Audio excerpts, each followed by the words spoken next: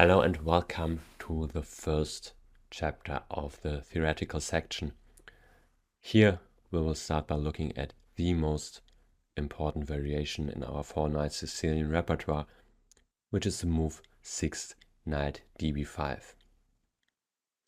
As you will see, it leads to very interesting positions, quite fresh ones as well, and I hope you will enjoy your studies.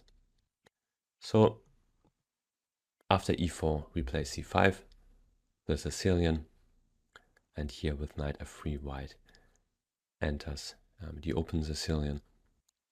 e6, d4.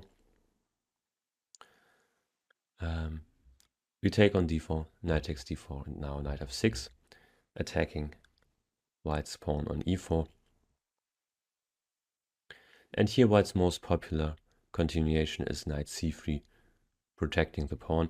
It would be quite desirable for white to play e5 to attack our knight on f6, but here it's not possible, as it runs into queen a5 check and we pick up the e5 pawn.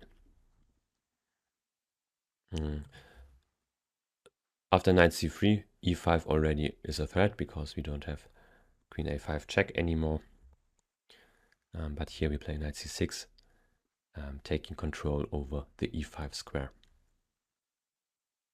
And generally speaking, we develop our pieces towards the center, and we are ready to put a lot of pressure against white's center by playing bishop b4 next, maybe d5, attacking the e4 pawn.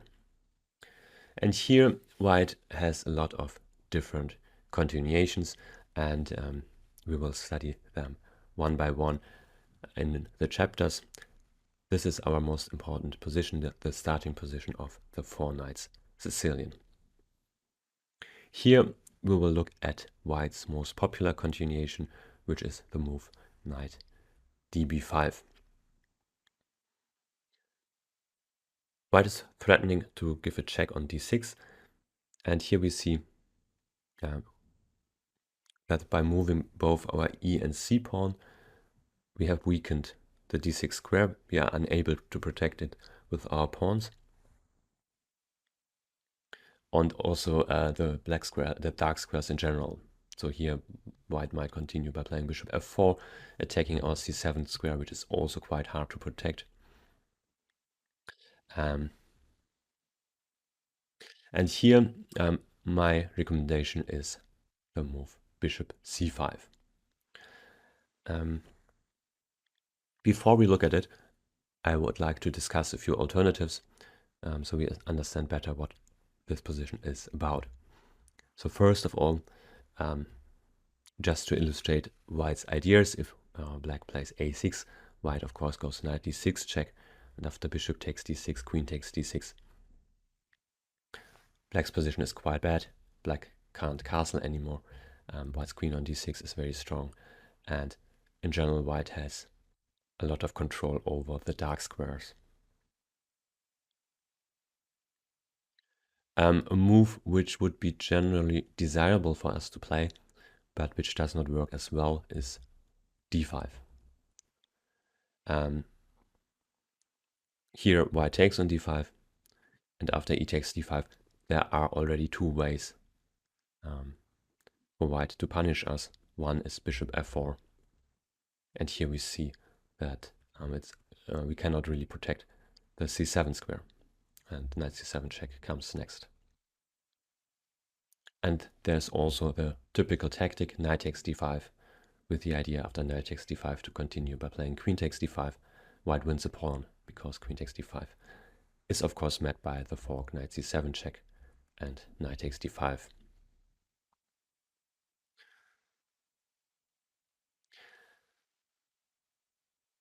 Here there are, however, two moves which are more popular than bishop c5, and I would also like to discuss them in some detail, not too much detail, but just to mention them in order to understand what our opponents are expecting and what are they looking for. So here black's most popular move by far is the move d6, which is quite logical. Black protects themselves against the knight e6 check threat, and also is threatening now to push back white's knight from b5 by playing a6. And if white allows it, for instance, if white just makes a slow developing move here after a6, white will have just lost a lot of time by going knight b5 and then back to d4. So here the only sensible move for white is to play bishop f4, attacking the d6 pawn and thus forcing us to weaken our pawn structure by playing e5. And now white goes bishop g5. So white has achieved, by playing first bishop f4, that we had to weaken our light squares. So here there is a threat of knight d5. And also sometimes white might take on f6, since if our queen takes, the c7 square would no longer be protected. And here you might have already noted we have reached a very famous, very important position of chess theory, the starting position of the main line of the Sveshnikov Sicilian, which usually is reached via a different move order. So usually in order to reach the Sveshnikov, black after knight f3 plays not e6 but knight c6, and here after d4, c takes d4, knight takes d4, knight f6, knight c3, e5, knight db5, d6, bishop g5, we would have reached once again the Sveshnikov main line. So why are there two different move orders to reach the same position? Well, from black's point of view, it does make some sense to use the 4 knights Sicilian move order, because in the classical move order there are two ways for white to deviate. One, after knight c6, white has bishop b5, which is a very serious anti-Sicilian so-called Drosselime variation, which does put a lot of pressure on black. And there is another possibility after d4, c takes d4, knight takes d4, knight f6, knight c3, e5, knight db5, d6. Here, instead of bishop g5, white has another try for an opening advantage with knight d5, which became quite popular in recent years. So therefore for black, it is quite sensible to instead play 4 knight Sicilian move order in order to reach the Sveshnikov. So by playing d6 here, for us it's not what I'm going to recommend. The Sveshnikov Sicilian is a very exciting opening, but also quite deeply analyzed. You need a lot of preparation in order to be able to play it, and it's not what I like. But it's quite important to know, because from white's point of view, if white is ready to enter the Sveshnikov main line, they would usually play here knight db5 as well, as in a lot of games they would simply transpose to something they had to study anyway. So knight db5 is usually played by those looking for a transposition to the Sveshnikov main line. Here there is another option for black besides bishop c5 and d6, which is bishop b4. And this is the main line of the 4 knights Sicilian, but once again not a move I particularly like for black. In general, bishop b4, as I mentioned before, is a useful move. Black is preparing to put pressure against white's center by attacking the e4 pawn and also preparing to play d5. But here it gets quite forcing. White plays a3, attacking the bishop, forcing bishop takes c3, knight takes c3. And here already white has the bishop pair, but of course black has some ideas here, and now d5 comes and black frees the queen side and gets quite active piece play.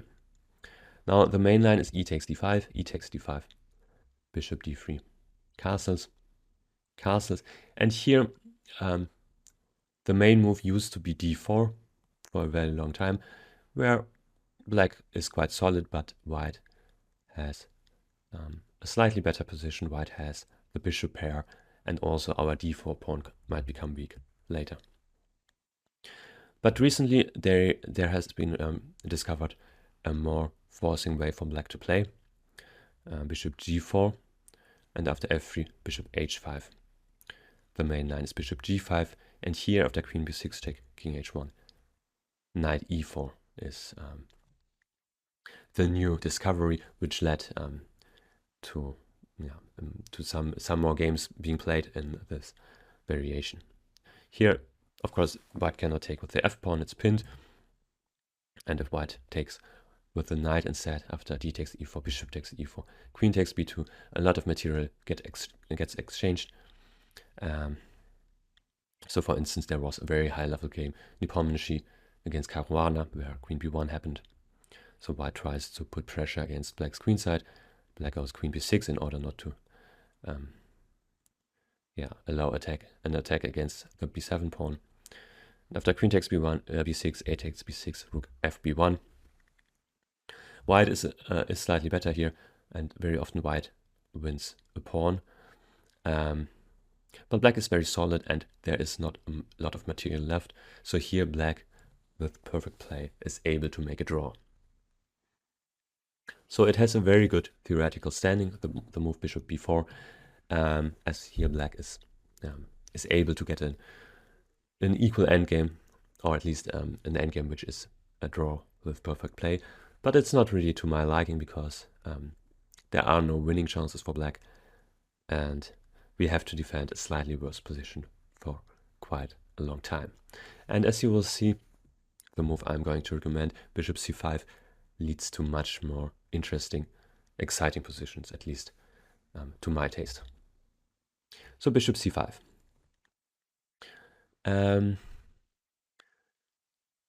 Here, our main idea is to bring out the bishop in order to meet knight d6 check with king e7. So now we can play king e7 without trapping our own bishop on f8. And this position we will discuss in detail in the next chapter. It's one of white's main options here.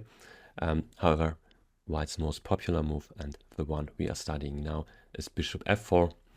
And there's also a third chapter where we will study all kinds of sidelines for white, which are not bishop f4 or knight d6 check. So after bishop f4, of course, white threatens knight c7 check, forking our king and rook. Also in general, white puts a lot of pressure on our dark squares.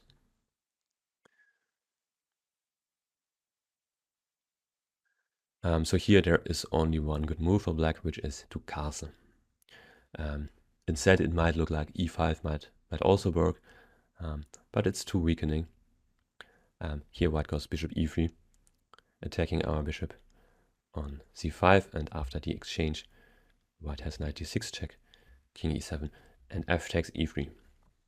And we will see a very similar position in the third chapter, where white plays bishop f4 immediately, bishop e3 immediately after bishop c5. So here bishop e3, bishop takes e3, knight d6 check, king e7, f takes e3. So it looks quite similar, but there is a very important difference, which is here our e pawn is already on e5, and this makes black's position very bad, because there is now a potential threat of knight f5 check.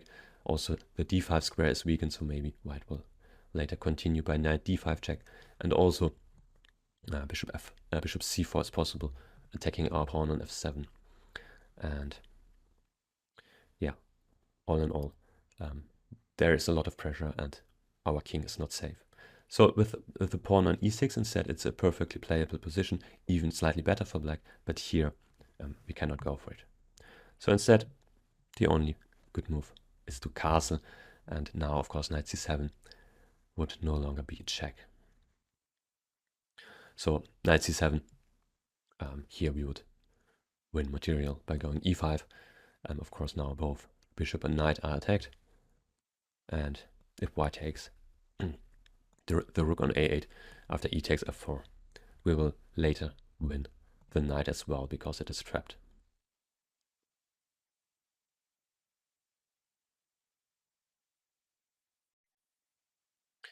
Here white's strongest continuation, and the one we are focusing on here, is bishop c7.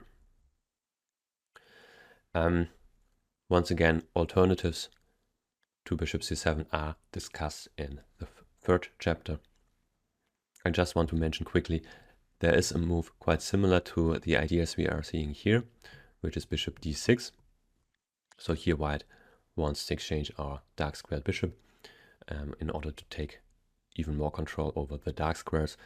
Here, however, we have the very strong move queen b6, threatening to take on f2.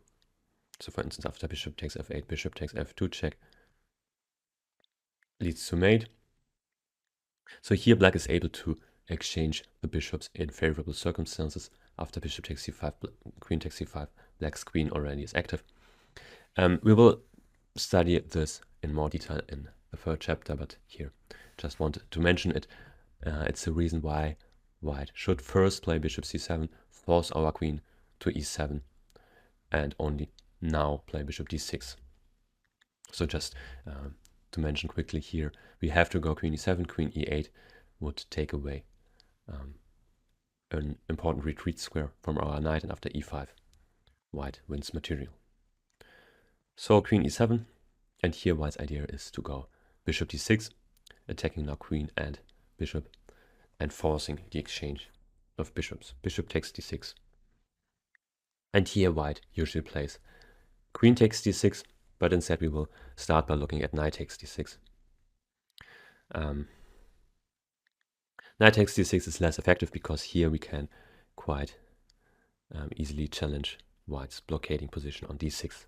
So in general, white's idea here is to have a piece on d6, preventing our d-pawn from moving. Therefore, it's quite difficult for black here to develop the c8 bishop. But here we have knight e8, quite a typical move. We will see it in other circumstances. Again, challenging white's knight on d6. Now if white takes on e8, after rook takes e8, black's position is very easy to play. We can simply continue our development. We can put our pawn on d6 now. Also maybe a6 followed by bishop b5 and bishop b7 looks quite like a natural way to play. And here black has no problems at all. So instead it's more sensible for white to try and reinforce the knight on d6 by going knight c b5.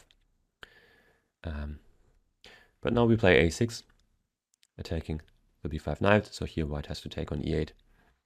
And after, here it's important to take on b5 and not on e8. A takes b5, and now our rook on a8 is already active. And there's also a threat of queen b4 check, so white should go back to d6 and not to c7, because after knight c7 there's queen b4 check. And we will pick up a pawn. So knight d6. Now, of course, our b pawn is attacked, but we go b4. And here white succeeded in keeping a blockading piece on d6, but the change in pawn structure has helped black a lot. Now our rook, as I mentioned before, is already active, but also it's quite easy to develop the bishop by playing b6 and bishop a6. Of course, our bishop here in general is the piece, or a problem piece. It's not always easy to bring it to activity. Here, however, we can simply exchange it against white's bishop. Also, there's a lot of pressure against white's queenside, so we might play queen f6 next, attacking the b2 pawn, which is not so easy to defend. So here black has a very easy and good game.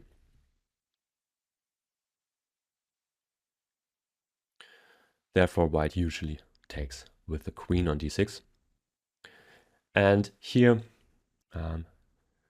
we play queen d8. Here we do not want to trade queens. Instead, knight e8 used to be the main line for quite some time in the early days of this opening. By the way, I forgot to mention all of this bishop c5. This bishop c5 move is called the Cobra variation, and yeah, we will call it like this here as well. So here, after knight e8, queen takes e7, knight takes e7. Black's position is very solid, so it is playable, but also a bit passive, especially once again our bishop on c8 is not yet actively taking part in the game. And after castling queenside, f5, e5, I believe white's position is a bit better. Also our pawn on d7 is weak and cannot move. So instead we play queen d8 and we keep the queens on the board, and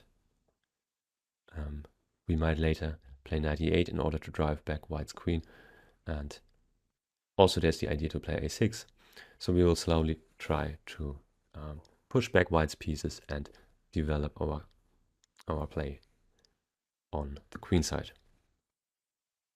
Here, white's main continuation is castling, and we will study it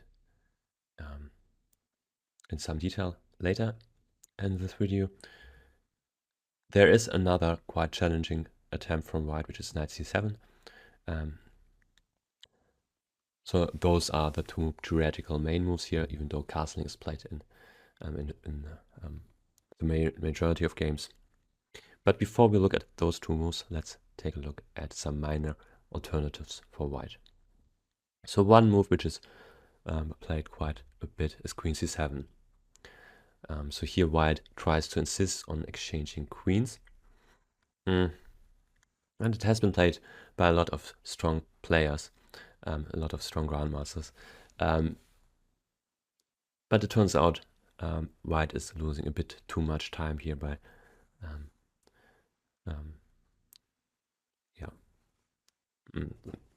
chasing our queen, by trying to force the trade of queens. And here we can play the move d5, which in general is a move we want to play here, a very desirable move because it frees our queen side. It allows us to develop our light squared bishop. And also there is an idea to push back white's knight by playing d4 or a6. And actually here it's already quite dangerous for white. By the way, there is an alternative here. We can also take on c7, and after knight takes c7, rook b8, we have transposed to a position which we will study in the third chapter via a different move order. So you can also choose to play like this. But I believe d5 is even more challenging. Here, white takes on d5. White might, of course, take on d8 first after rook takes d8. And now take on d5 as well. It's simply a transposition. So after e takes d5, here there are two good ways for black to take back on d5, and we will take a look at both of them. E takes d5 is the more ambitious one, leading to a bit more complex positions, where it's also quite easy for white to go wrong. So it's in general the move I like best, but knight takes d5 is also very playable and leads to a very easy equality for black. So if you prefer not to spend a lot of time studying, knight takes d5 is a very good way to do so. But we will look at e takes d5 first. So now, of course, we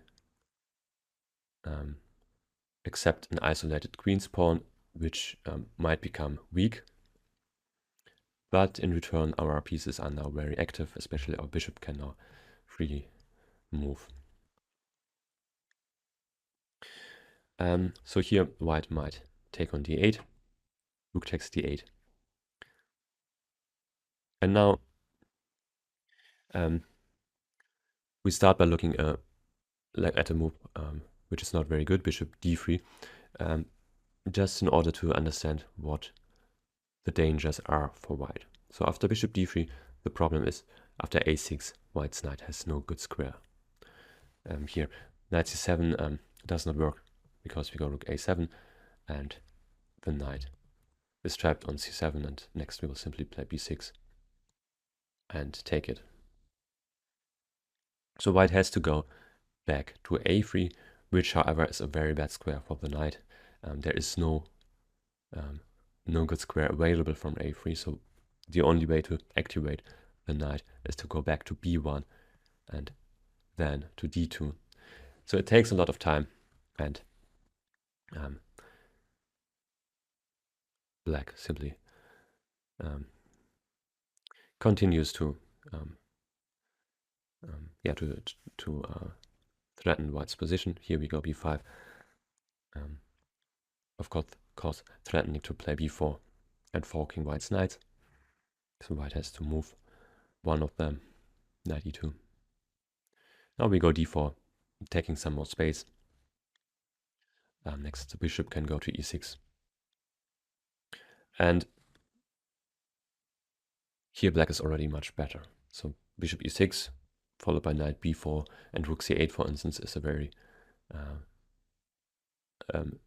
direct plan, and it's very unpleasant for white to meet. I once had this position in a tournament game, and I would like to show you how it ended.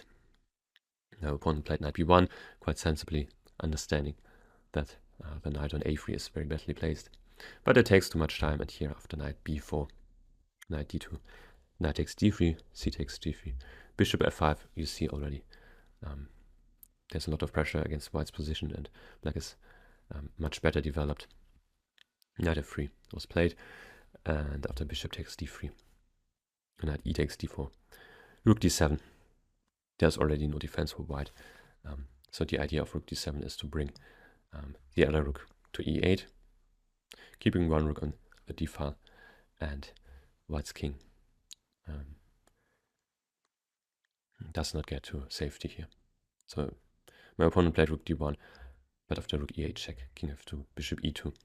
He resigned because both the rook and the knight on f3 are attacked, and of course if black takes on f3, since white's knight on d4 is pinned, white is losing a piece, because after g takes f3 I can take on d4. So bishop d3 does not work for white. White needs to act more quickly. Another move which is played a lot in, I've seen it a lot in blitz games, and it looks very natural for white to castle queenside, because now the rook on d1 puts pressure on our d5 pawn. So here, for instance, a6 already does not work for black because knight c7 attacks both rook and the pawn on d5. But instead we attack the other knight by going d4, and here it turns out there is no good defense for white. Since the problem is if white's knight moves, we have knight e4. So here, knight b1, for instance, knight e4 attacks the f2 pawn, and white is unable to protect it. So slightly better for white is to play knight e2, at least attacking our d4 pawn. But here as well we go knight e4.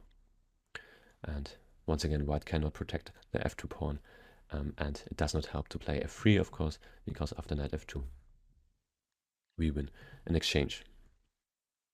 So this is a very important tactical motive here in this line, and quite an unexpected one, so a lot of white players fail for it. Here white can try rook g1, knight takes f2, rook d2, since now we are unable to protect our d4 pawn. But after knight e4, rook d1, we can play very forcefully and play knight b4 here, attacking white's pawn on a2 and threatening d3 at the same time. So here, it looks very natural for white to play a3, attacking our knight. But now we play d3, which looks like a blunder on the first side, because after a takes b4, here we cannot win back the piece directly. D takes e2 allows rook takes d8 mate. But instead we play d2 check, king b1, and now knight f2. And here, white's rook is attacked, and of course it cannot move, so white has to protect it. Knight bc3, we take on d1, knight takes d1, and continue to put pressure against white's position by playing bishop g4. And now our pawn on d2 is very powerful, so here black is threatening to play rook e8, attacking white's knight on e2, and after it moves, we would go rook e1, winning material. And white can barely move here, and so the best white can try is to attack our bishop. Now we take on e2, bishop takes e2, and rook e8. Once again, if white's bishop moves, let's say bishop d3, here black would be winning after rook e1. So instead, white can try to protect the bishop by playing knight c3, but now rook c8 comes, and black is winning material here, because white cannot prevent us from playing rook takes c3, followed by rook takes e2. As once again, if white moves the bishop here, we will play e1 check. So a3 loses for white. Instead, white should take on d4. But now, simply rook takes d4, and after knight takes d4, we take on a2, winning a pawn, king b1, knight b4. And there is no compensation for the pawn, and black is better.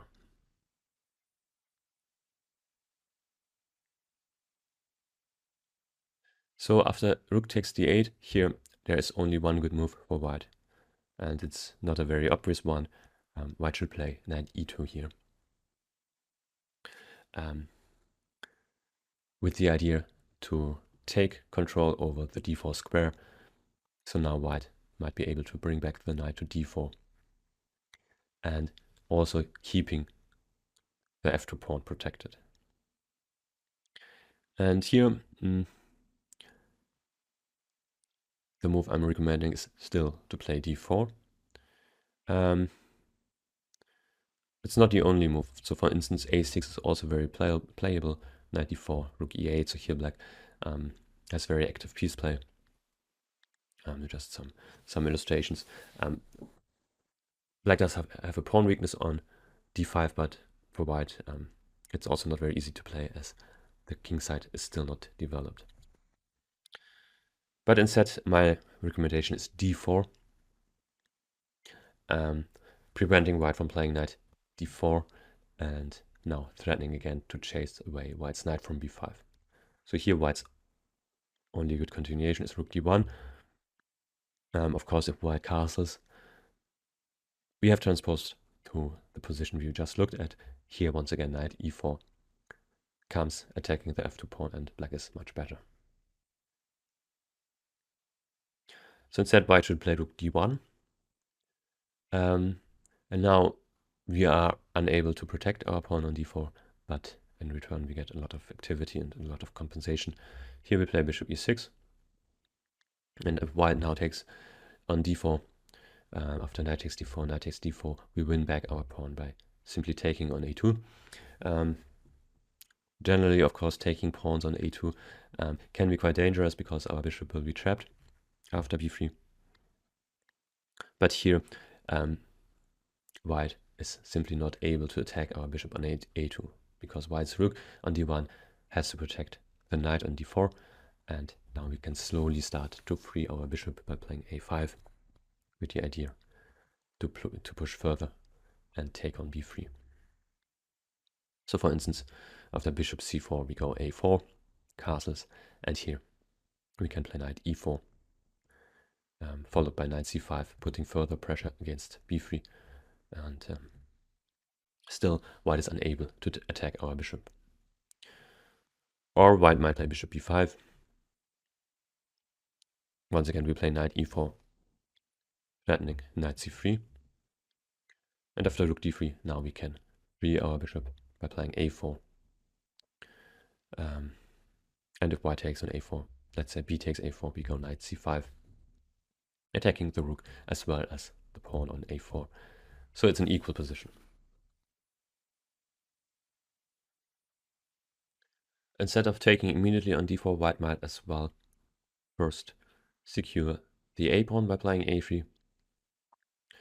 And here we go rook d7, intending to bring our a rook to d8. So here white should take on d4, knight takes d4, rook a d8, and here white can secure the knight by playing c3. Of course, it's not possible to take on e6 because of rook takes d1 mate, but white can play c3. And now we go bishop c4. So here black is a pawn down, but in return has a much more active position, and also it's quite likely that we will win back the pawn soon. So here, for instance, if it was black's move, we could already take on e2 and on d4 next, winning back the pawn. So objectively, it's still an equal position, even though I believe black's play is easier here. So let's go back to the position after e takes d5. Here, instead of queen takes d8, white can also castle first. So once again, white is putting pressure against our d pawn, and here we go d4 once again. And now, of course, if white takes on d8, we would once again transpose to the position we have covered earlier. Just to remind you, if white's knight moves, we have knight e4, attacking the f2 pawn. And here, there's only one good move for white, which is knight e2. In practice, a couple of other moves have been tried. So, for instance, knight a4 was played in a Grandmaster game, Sadikov-Navarra. But here, once again, we can use our knight e4 idea. So here first we play a6, attacking white's knight on b5 and thus forcing white to take on d8. And after rook takes d8, knight a3. Knight e4, once again, white is unable to protect the f2 pawn. Another move worth mentioning is queen f4, which looks quite logical as well. White is putting pressure against the d4 pawn, which of course is pinned, but white overlooks an important resource for black, which is knight h5. And it turns out there is no good square for white's queen, because if the queen goes back to d2, our d pawn is no longer pinned and we can simply win a piece by taking on c3. And after other queen moves, for instance after queen c7, now the d5 square is no longer protected. We go queen g5 check, once again unpinning the the pawn on d4, and next we would be able to take on c3. So I analyzed it a bit further. White can still try f4, but it does not help. And you can see the game Kersten Lubbe in the text where black got a winning position.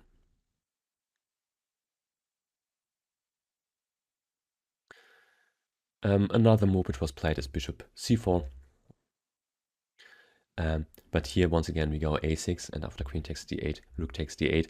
Now knight c7 was played in the game Fernandez Perunovic, and now black played rook b8, but the more natural and better move would be rook a7, threatening to win a piece by going b5, and here black is better as well. So instead white should play knight e2, and Here, of course, queens are not exchanged yet, so the move knight e4 is no longer effective here because white can simply protect the f2 pawn by playing queen f4. So instead, the move I propose here is a6. It's a novelty. Instead, the move which has been played in a number of games is queen d5. It's also a good move, but it leads to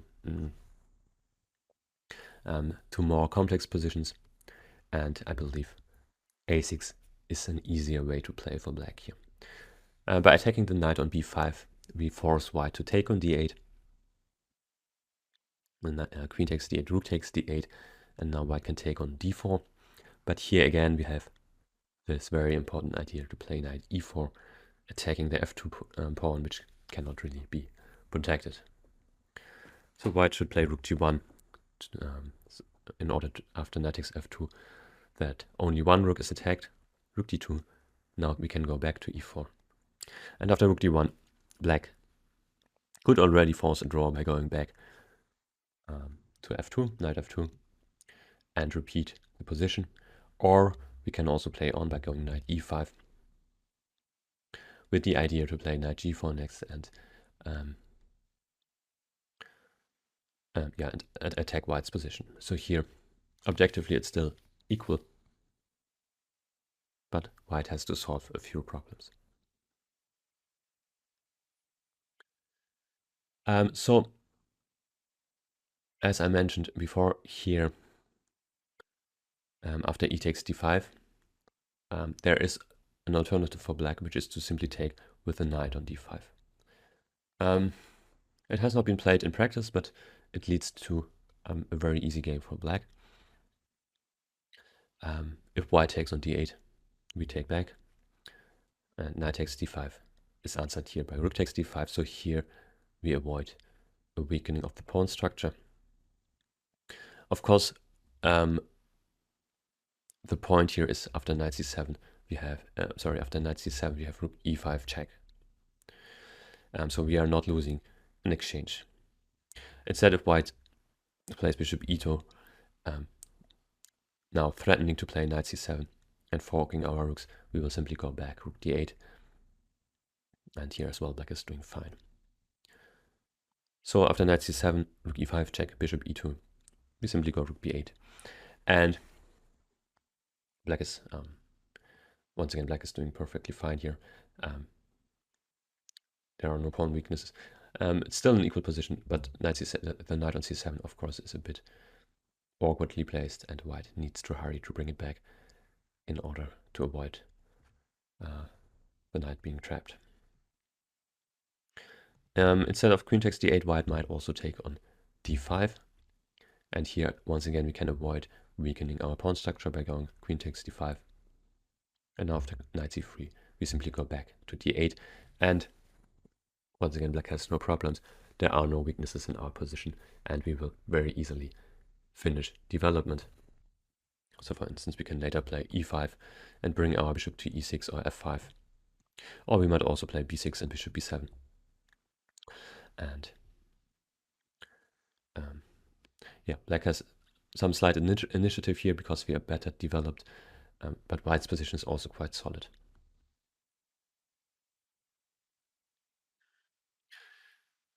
So now we go back to our position after queen d8. After having looked at queen c7, we now continue by looking at bishop e2, which is not played a lot, but it's also a sensible move. White prepares to castle kingside instead of castling queenside.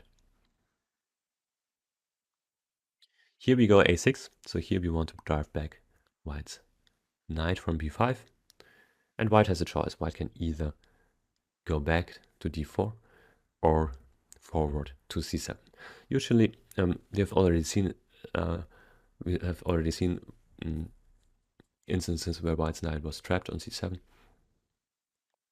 And here as well, it's of course in danger, but white has a very specific idea in mind. So here after a7, white can play e5, attacking our knight on f6, and our knight has no good square to go.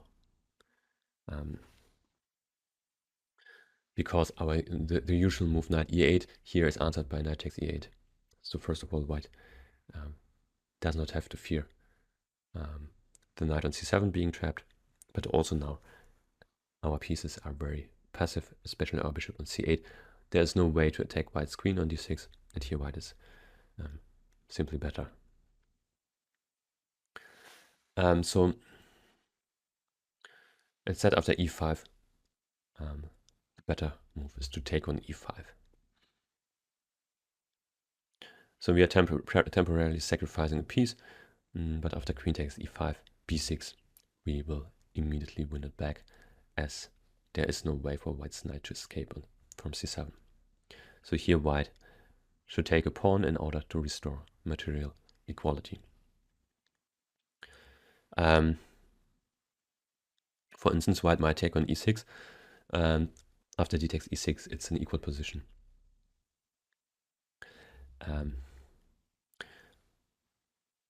White might also play knight 7 b5, and we will look at it shortly.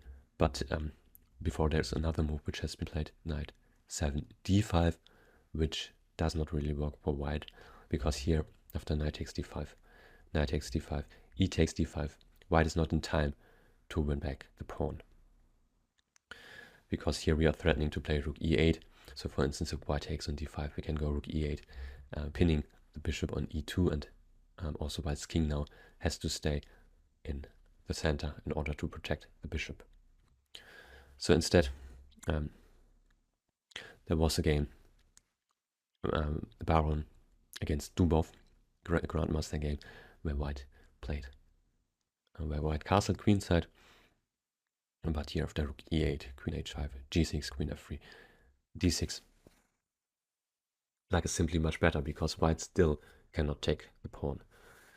Here, of course, white's queen has to protect the bishop on e2, and if the rook takes on d5, there is bishop b7 winning in exchange.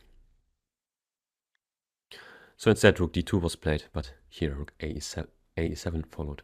Black is much better here. Next, the bishop can go to b7, and not only is black up a pawn, but also black's pieces are very active. So instead, a better way to give back the piece is knight 7 and b5. After a takes b5, white wins back the pawn. And here, black goes rook a8. And next we want to finish development by playing d5 and bishop d7. It's a very solid position. And both sides have equal chances here.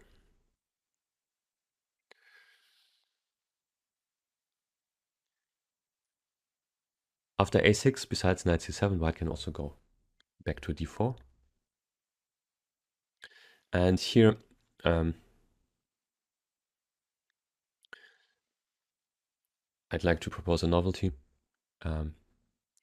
which, however, is a very logical one, as we will see later when we analyze the main line. Here we go knight e7. It's very similar to the main line, where we also do not want to exchange knights, because if knights are exchanged, black ends up in a passive position. So knight e7, the idea here is to later drive back white's queen from d6 and finish development on the queen side. Just to mention here, if we go knight e8 first, after knight takes c6, b takes c6, queen c5, these kinds of positions are a bit better for white, and we should try to avoid them, because here we lack some dynamic possibilities on the queen side, because the pawn structure has been changed and we no longer can play b5. And our bishop on c7, once again, will have a hard time to get in the game. So instead we go knight e7.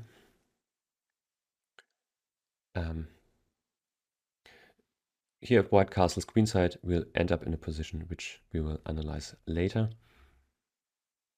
Instead here white might castle kingside. And now we go knight e8. b5 instead would be a bit too early. because here white goes a4 and gets some pressure against our a pawn. After b takes a4, rook takes a4. Our a6 pawn is weak. So instead we should first go knight e8, and here if white's queen goes to the king side, we can play b5, as now after a4 we have the option to play b4.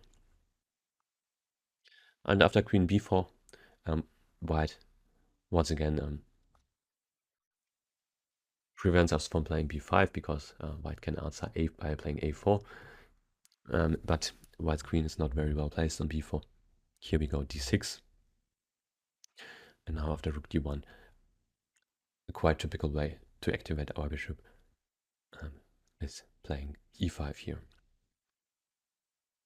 Knight b3.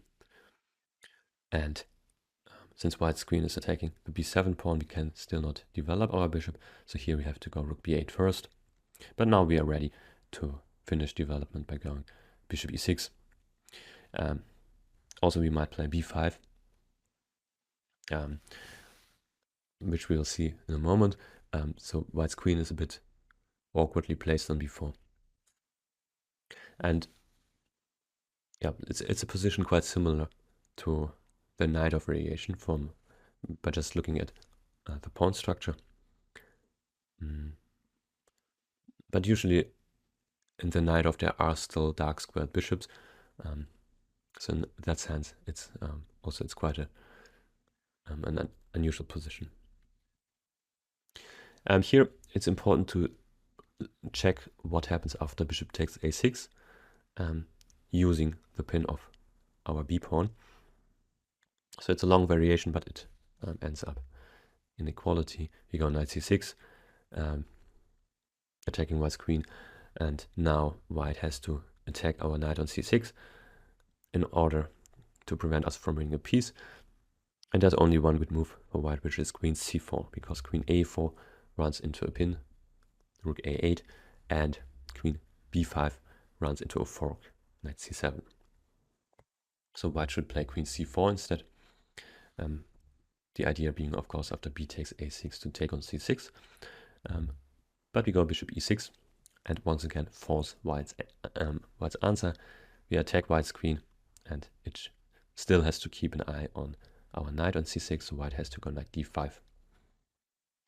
Now we take on d5, and once again force white's answer, because here rook takes d5 allows our knight to leave its vulnerable position and at the same time attacking white's rook. So here we will win material.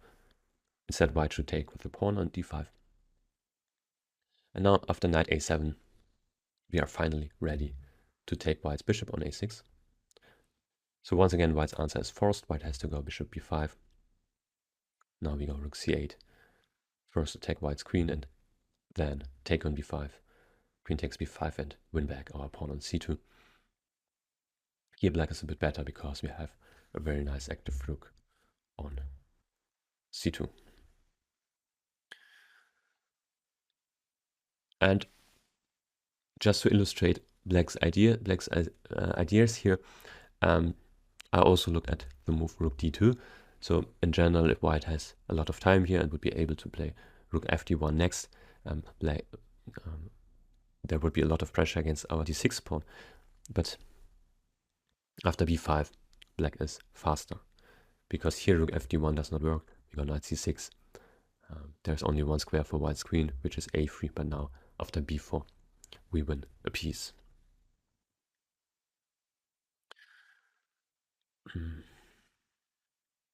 So we go back to our position after queen d8. And now we will look at the move queen g3.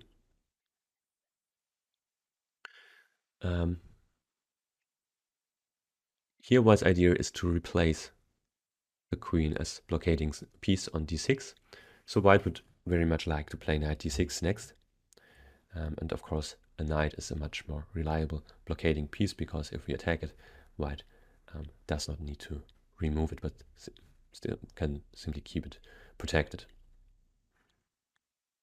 But the disadvantage from removing the queen is, of course, that now we can play d5, a move which is very desirable for our position because it helps us to finish development. And also, once again, there is a threat of pushing back white's knights by going d4 and a6. So here,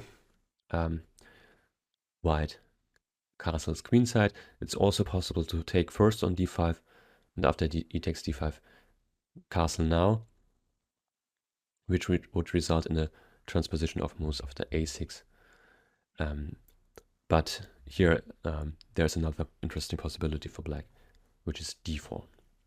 So here we have a few more options. So instead, white can castle queenside first, and now d4 is no longer a good option for black. Therefore, we have to go a6, attacking white's knight. And here, white has a choice. First of all, white can try knight c7, attacking both our rook on a8 as well as the pawn on d5. And we have seen a similar idea before, but now, after knight h5, white's queen is no longer able to protect the knight on c7. So after queen f3, we take on c7. Here it's important for white to take on d5 first, because if white takes on h5, we go d4, followed by e5. And here, black's position is much better. We will put a lot of pressure against white's queenside by playing bishop e6. Knight b4 is an idea, and maybe we can also go rook c8. So you see the pawns on c2 and a2 are really vulnerable. And also white's pieces are very passive. So here black is much better. So instead, white should take on d5, first attacking both of our knights. We take back on d5, and only now queen takes h5. And here the difference is after d4, white has a better square for the knight on d5, attacking our queen, and we go queen d6. But still black is a bit better here because, once again, we will create a lot of pressure against white's queenside. So here we will simply bring our bishop to e6, put the rook to c8, and slowly start an attack against white's pawn on c2.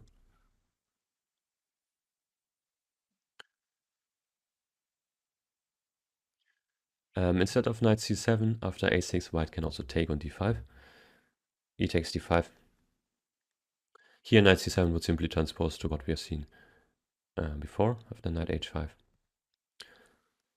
But white can also play knight d4, which I believe is a better option, preventing us from taking space by playing d4, which in general is very desirable for us. Our pawn on d5 is slightly weak. If we manage to play d4 and keep it protected, it's very healthy for our position. Also, our bishop will get more active prospects. Here, after knight d4, we simply finish development. We play bishop e6, and it's a balanced position. We keep a pawn weakness on d5, but in return, black has very active pieces. Next, we will bring out our rooks to the open e file and the semi-open c file. We can also put pressure against white's knight on d4 by playing queen b6. And in general, black has no problems here.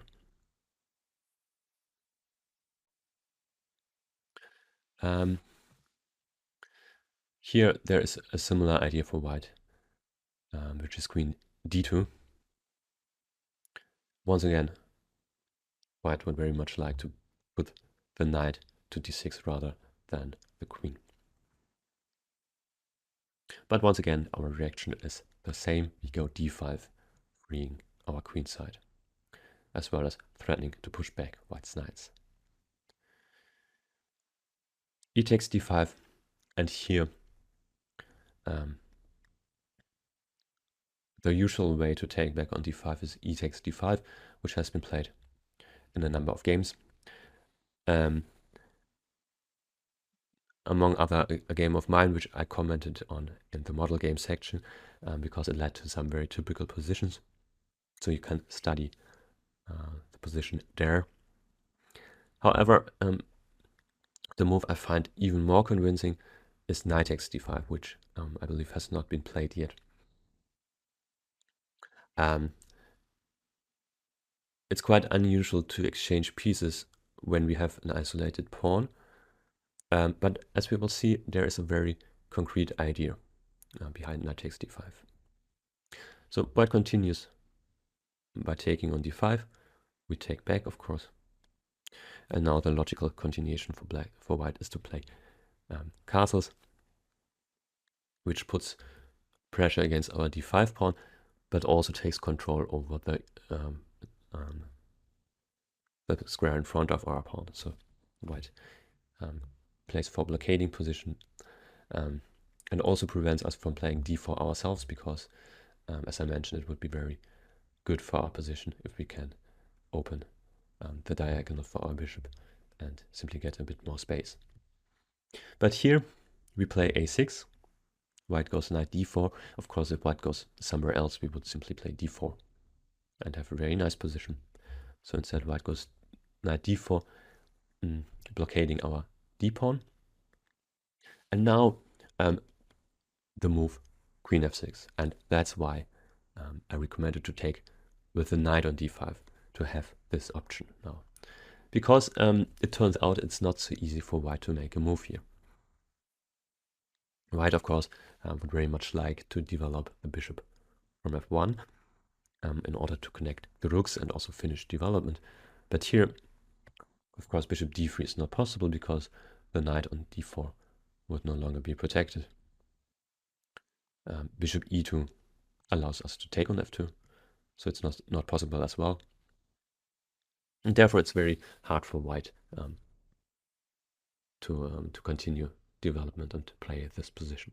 Objectively, it's still equal, but I believe black has the easier game because we can play very natural moves like rook e8 and bishop d7, put our other rook to c8, and simply strengthen our position.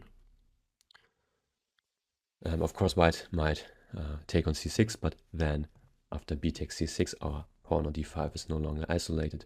Also, it opens the b file, so there's some potential for an attack. So it does not solve white's problems. Now it's time to look at white's second most popular move after castling queenside, which is knight c7. And knight c7 is a move we should take seriously. We need to know the right reaction here, because here it's quite easy to get into a slightly worse position. Knight c7 is a more positional approach compared to the main line, because the main line is quite sharp. Here, white usually castles kingside as well, and plays for blockade on the dark squares. So the main idea of knight c7 is to prevent us from playing knight e8, or rather prevent us from driving away white's queen from d6. So here, of course, we could play knight e8, but after the exchange of knights, rook takes e8, it's now very hard for us to drive away white's queen from d6. So white has a very nice blockading position, and for instance here, I like bishop b5 for white, and later white could trade on c6 and play with a good knight against our bishop on c8, which is still quite passive. So here, instead of knight e8, the better move is rook b8. And now white usually plays bishop e2, but we will look at a few other moves first. So here white goes e5. In general, e5 is white's idea, but it's premature, because after knight g4 we are attacking the e5 pawn, which can only be defended by f4. But now the e3 square is weakened, and we go immediately knight e3, and black has a winning position. The point is, of course, there is a double threat. Now we attacking the pawn on c2, but there's also a threat to retreat to f5, after which white's queen will no longer be able to protect the knight on c7. So here, for instance, king d2, black goes knight f5, winning a piece. Also, white could play bishop d3 instead, but then we simply win 2 pawns, and here black is winning as well. So e5 should be prepared by white.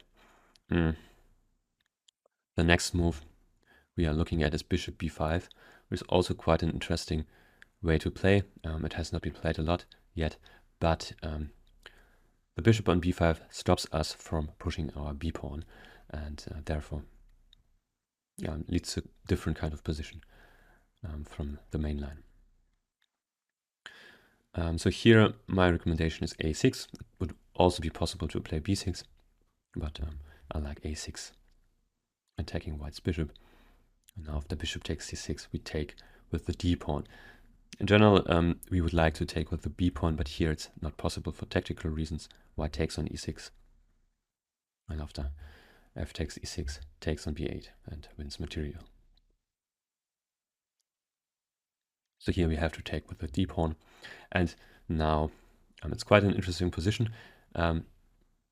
White would be better if only the knight on c7 would be on a safer square.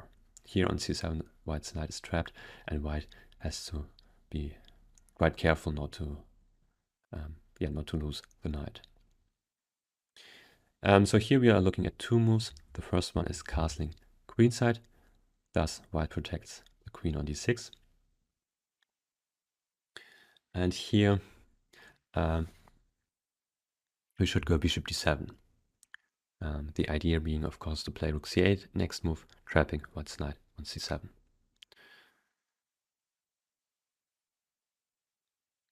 Now if white plays e5, of course we have to play knight d5 now. Here white is able to exchange the knight on c7, so white no longer has to worry to lose the piece, but on the other hand, the change in pawn structure is very beneficial for black, because now our bishop gets an open diagonal, and also we can use the c-file to apply pressure against white's king's position, and black here is doing all right. So I believe here the most challenging move might be g4. White is playing for an attack, so white wants to go g5, attacking our knight without giving our knight a square on d5. We go rook c8, and now g5. If white takes on a6, with the idea after b takes a6 to win back the piece by going g5, it turns out that here black is winning a pawn after knight g4. We are attacking the pawn on f2, as well as the pawn on g5, so here we end up winning material. So instead white should play g5 immediately, and here it's quite important to keep the knight rather than the bishop. So here we go knight g4. We don't want to take immediately on c7 because our bishop is a very passive piece, and it's better to exchange our bishop against white's knight and not our own knight. So knight g4, attacking once again the pawn on f2. And here white should take on d7 because queen g3 loses a pawn. We take on f2 first. After queen takes f2, queen takes g5 check. King b1, rook takes c7. There are even 2 pawns, so here black is winning. So white to take on d7, and now we go queen takes c7, and it's an equal position, even though, of course, it's still very imbalanced.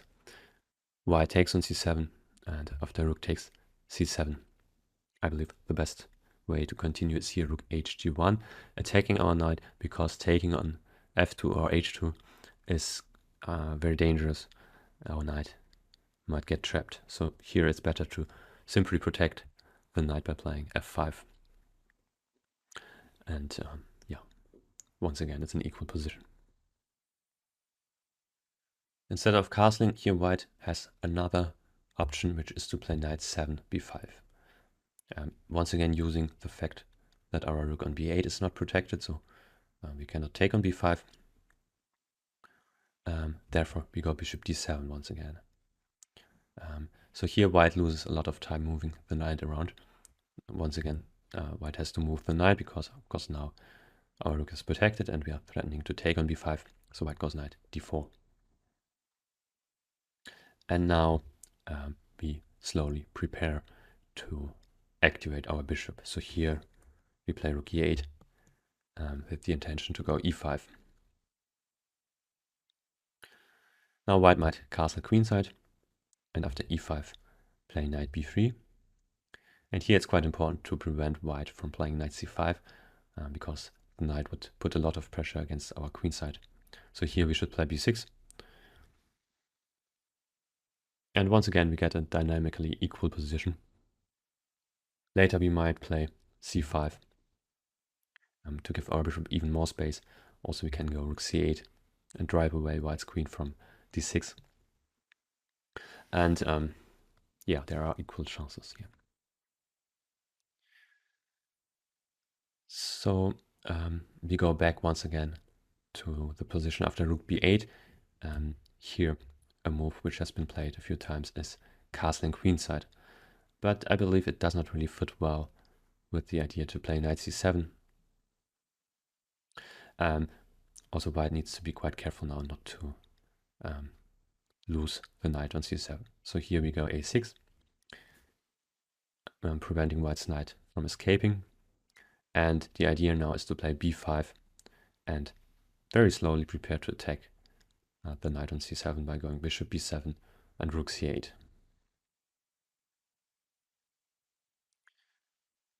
So here in a very high level game, Hare Krishna against Duda, knight 75 was played. So white hurried to save the knight, and in the game e takes d5 followed, and after e takes d5 we see white's idea. Now the knight on c6 is attacked, and it cannot move because it needs to protect the rook on b8. So here white wins back the piece. But instead of taking on d5, I believe it's better to play knight e8, queen g3, and simply ignoring white's knight on d5 for now. We go d6, preparing to activate our bishop. And now, of course, white's knight on d5 is attacked because there is no longer a threat against our rook.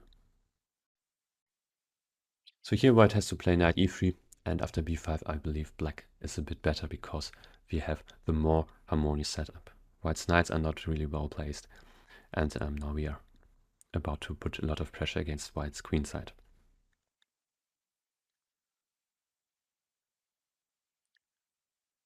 Here white might try to prevent us from playing b5 by going a4, but still we can play b5 here, sacrificing a pawn but opening some files on the queenside and playing for an attack against white's king. A takes b5, a takes b5, and now if white takes with the knight on b5, we go queen b6, and black has a lot of pressure here. So also the pawn on f2 is hanging. And if white takes bishop with the bishop on b5, here we simply go bishop b7, protecting our knight on c6. And next we will play rook c8 and drive away white's knight from c7. And black has a very nice attacking position in return for the pawn. So we have a lot of open files on the queen side, and we can go rook c8 and queen a5 to activate our pieces.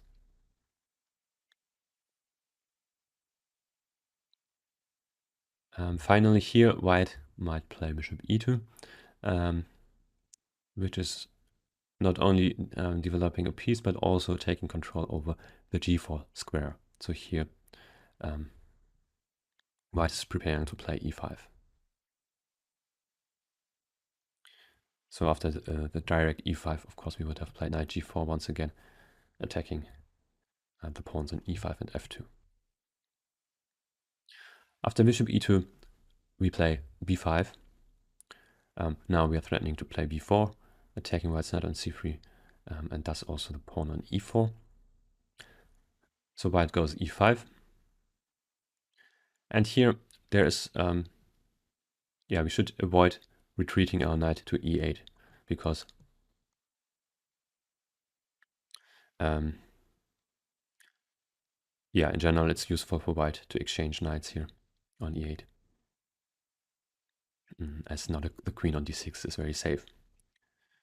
But we have the better option, knight g4, taking advantage of a small tactic. After bishop takes g4, we have queen g5 check, winning back the piece. King b1, queen takes g4.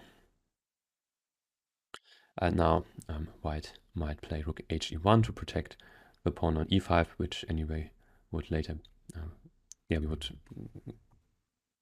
we are about to attack it, but let's say playing queen f4. So here after rook he1, we still play queen f4, attacking pawns on f2 and on h2. It's not really clear if we want to take them, because it would also open files against our king, but our queen is quite well placed on f4 for now. And it's in a very interesting imbalanced position, which according to the engines is equal. White succeeded in keeping a nice blockade on the dark squares, but in return the white knight on c7 is still in a very dubious position. It's still trapped. There are some ideas for us to attack it. For instance, we might go bishop b7, put our rook to c8, and if we have time, we might even bring back our queen to d8. So white's knight on c7 is still not safe here. And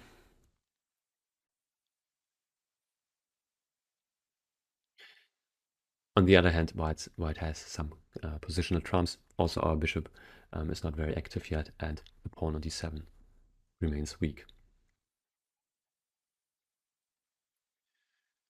Here, white's main move is bishop e2, which once again is preparing e4, e5, attacking our knight. So the bishop on e2 is taking away the squares g4 and h5 from our knight. And here it's quite important to play precisely. Just to illustrate what happens if we play not energetically enough. If we, for instance, play b6, we will end up in a passive position. White goes e5, forcing knight e8, and after the exchange of knights, I can go f4. And here there's hardly any counterplay for black. So for instance, bishop b7, and now white might simply castle queenside, putting pressure on d7, and also later white might attack our kingside, and it's very hard to see what black is going to do here. So instead, it's important to play b5, sacrificing a pawn, but in return winning some space. Of course, there's a threat of playing b4 now, attacking white's knight on c3.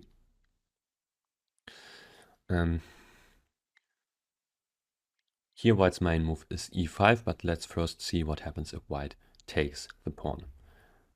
First of all, bishop takes b5 is a mistake, because now after rook b7, white's knight is trapped and has no good way out. If white goes knight a6 here, we can take on b5, knight takes b5, and now bishop takes a6. So here we are, we have two pieces against rook and pawn, but black is much better developed and has a very strong initiative. So it's a winning position for black. And instead, if white plays e5, here we go knight h5. Knight g4 is also possible, but later the knight would be driven to h6. So here it's better to go to h5.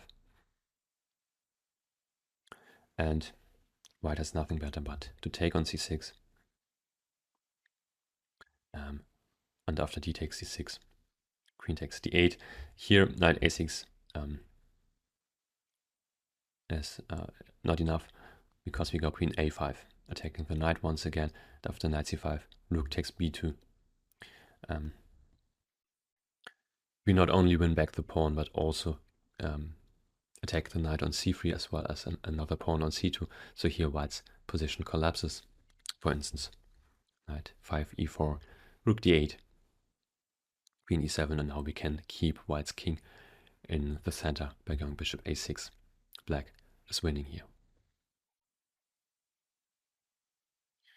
So instead, queen takes d8, rook takes d8, and now knight a6.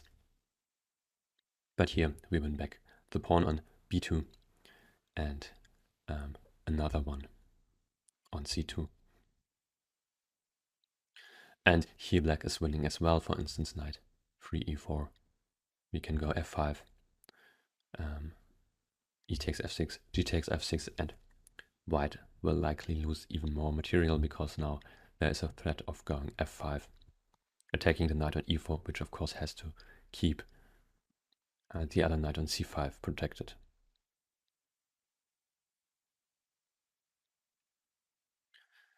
A better option for white would be to take with the knight on b5. But here we are winning back the pawn by going a6. White might try knight a7, which is a small tactic, once again taking advantage of our insecure position of the rook on b8. So if black takes on a7, of course white takes on b8. But here after bishop b7, knight takes c6, bishop takes c6, we still win back our pawn because now there's a double attack against b2 and e4. So for instance, if b3, we take on e4, knight takes e4, bishop takes e4, once again attacking two pawns. And after castles, bishop takes c2, white will win back the pawn on a6. And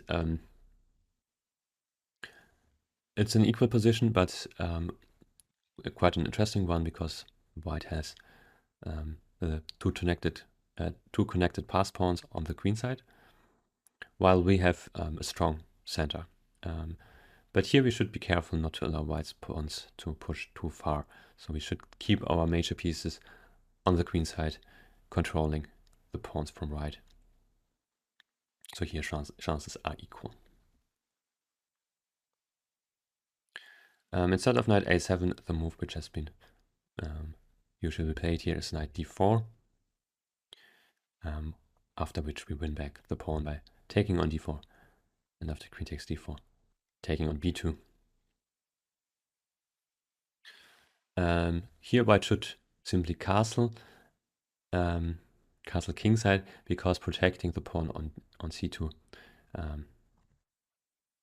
takes too much time. White should rather bring the king to safety, because here bishop d3 after queen a5 runs into a lot of problems for white. Now there is a threat of going e5 and attacking white's queen, which has to protect the knight on c3. So for instance, after castles, e5, queen c4, black is winning white's queen by playing rook b4. Or if white goes f4 instead, preventing us from playing e5, we simply prepare it by going d6. And if white plays e5 themselves, we go knight d5, attacking white's knight on c3. And after king d2, rook b4 is winning for black.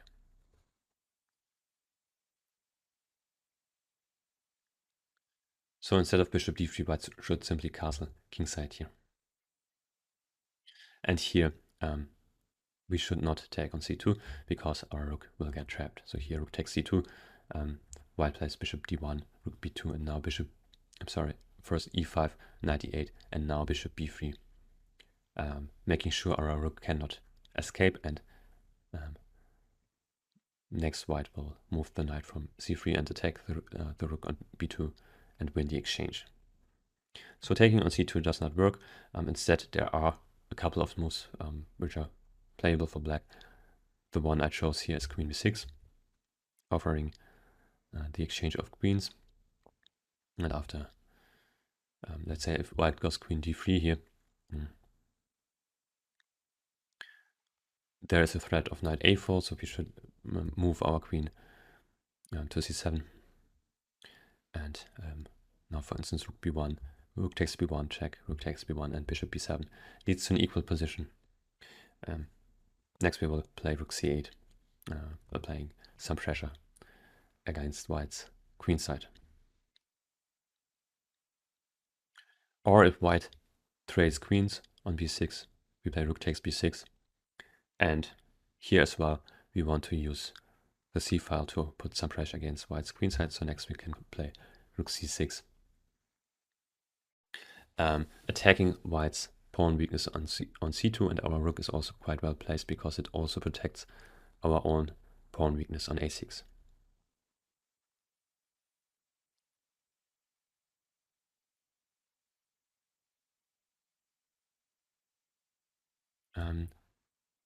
So instead of taking on b5, the move white usually plays here is e5.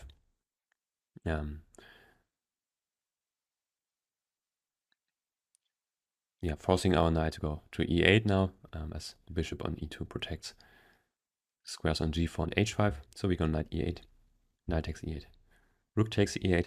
So here white succeeded in exchanging knights, which means the queen on b6 is now relatively safe. But we have played b5 and we have quite good counterplay. Once again, taking on b5 is not a great idea for white. Here we go queen a5 and attack the bishop on b5. White cannot really protect the bishop here because a4 is met by rook takes b5 and both knight and pawn are pinned, so white cannot take back. So white has to play bishop takes c6, and now the idea is to take on b2, attacking both knight and bishop. So here black wins back a piece. For instance, after castling, we take on c3, or it's also possible to go rook b6. But the move I mainly analyzed is queen takes c3. And now after bishop takes c7, bishop takes d7, bishop takes d7, queen takes d7, we go rook a8, protect the pawn on a7.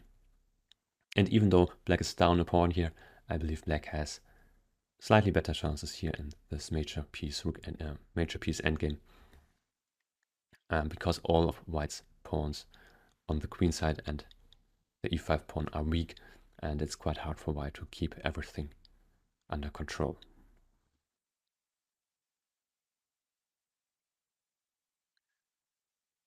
I also analyzed the move f4 here, which leads to play quite similar to what we will see in a moment.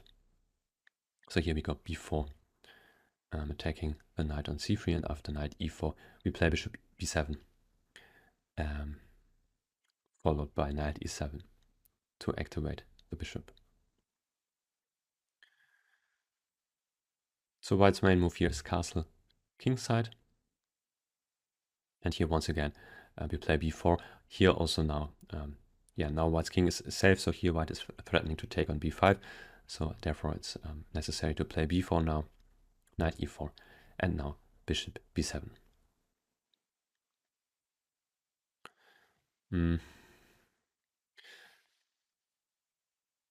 So here we have finished development, but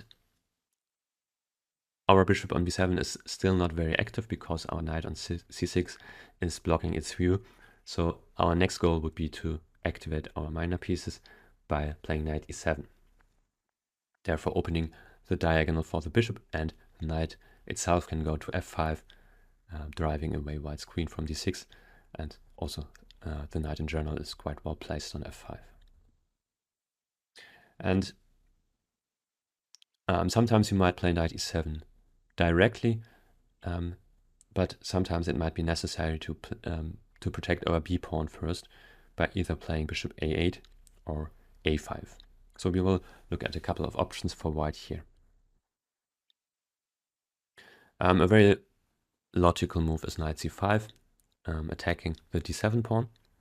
But here it turns out we can simply play knight e7, ignoring white's threat, because taking on d7 is quite dangerous for white. If white takes with the knight on d7, we go rook c8. Not only threatening to take on c2, but mainly there is the idea to go knight d5, followed by rook c6, after which white's queen cannot escape.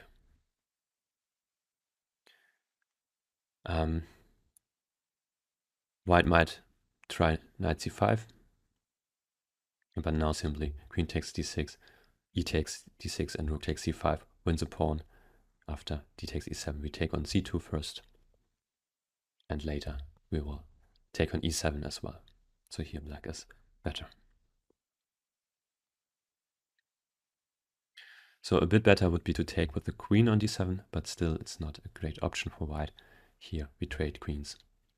And after knight takes d7, once again we play rook bc8, and here once again white needs to be careful because the knight is about to be trapped on d7. So for instance, if bishop d3, here we can go bishop d5, first closing the d file, and next we can attack white's knight.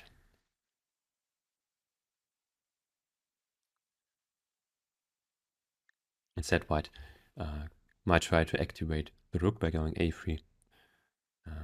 Now rook takes c2, bishop b5, b takes a3. After rook takes a3, now we simply protect our a7 pawn by going rook a8. And still, white did not succeed in securing the knight. And therefore black is better here. Of course, also the b pawn is hanging.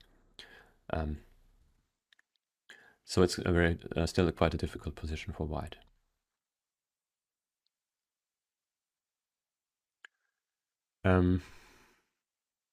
White might play a solid move like bishop d3, taking control over the f5 square,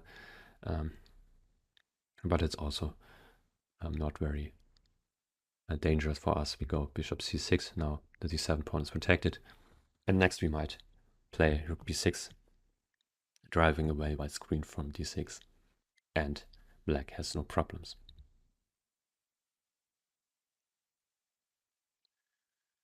And finally, white takes on b7 after rook takes b7. And once again, black has no problems. To illustrate, we will look at a few moves from a rapid game. Mamadzada against Christopher Yu. Rook fd1 was played, and black now challenged white's queen, knight f5, queen d2, queen c7. So here you see white has a few pawn weaknesses and needs to take care of them. Bishop f3 was played. So it probably was better to go rook e1 to protect the e5 pawn. Of course, after queen takes e5, there is bishop f3, attacking queen and bishop. But in the game, bishop f3 was played, rook b8, and now rook e1, and now after rook b5. Black does have some initiative.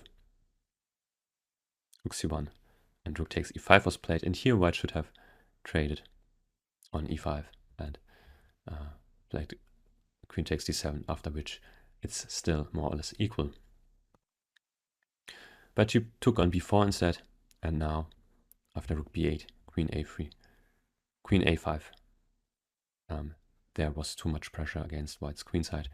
Queen d3, rook takes b2 followed, and black converted his extra pawn.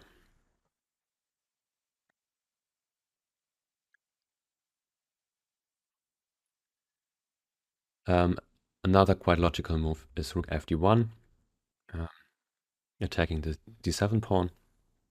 But here, once again, black does not need to waste any time, and here we can play knight e7 straight away, attacking white's knight on e4. And the point is, if white takes on b4, we go bishop c6, and white's queen is overloaded it has to protect both the knight on e4 as well as the pawn on b2. So for instance, after queen d4, we play knight f5, and here already white has to abandon the b2 pawn, and after queen d3, rook takes b2. Black is a bit better here because white's pawns are isolated and weak.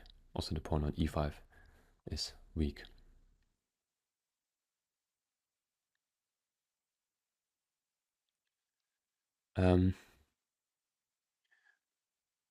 Here white plays bishop d3. Now it's necessary to first protect our pawn on b4, because now if knight e7, white takes on b4, and the bishop on d3 protects the knight on e4, so here white's queen can protect the pawn on b2. White's queen is no longer overloaded. And here the white move to prepare knight e7 is bishop a8, because a5 is less good, as now white can go knight c5, knight e7 and take on d7. The point being, after rook c8, white can go knight b6, as our pawn is no longer on a7, and here white is better. So instead of a5, we go bishop a8, with the idea to protect the b pawn, and next we want to go knight e7.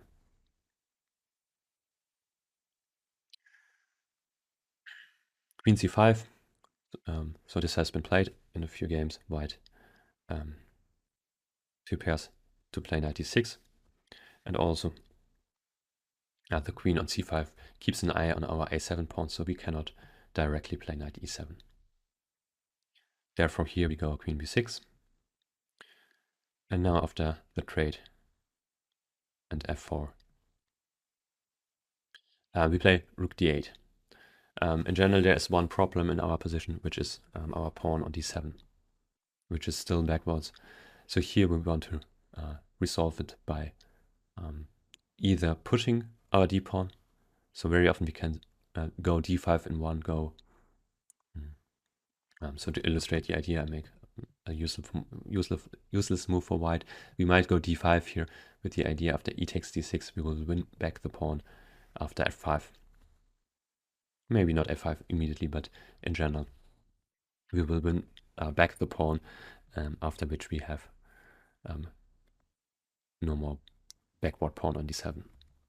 And the other idea is to play f6 instead. And after e takes f6, for instance, d5 might be possible. Here it probably is not possible, but the general idea is to exchange the e5 pawn from white in order to get more mobility for our own pawn on d7. So once again, black is doing fine here.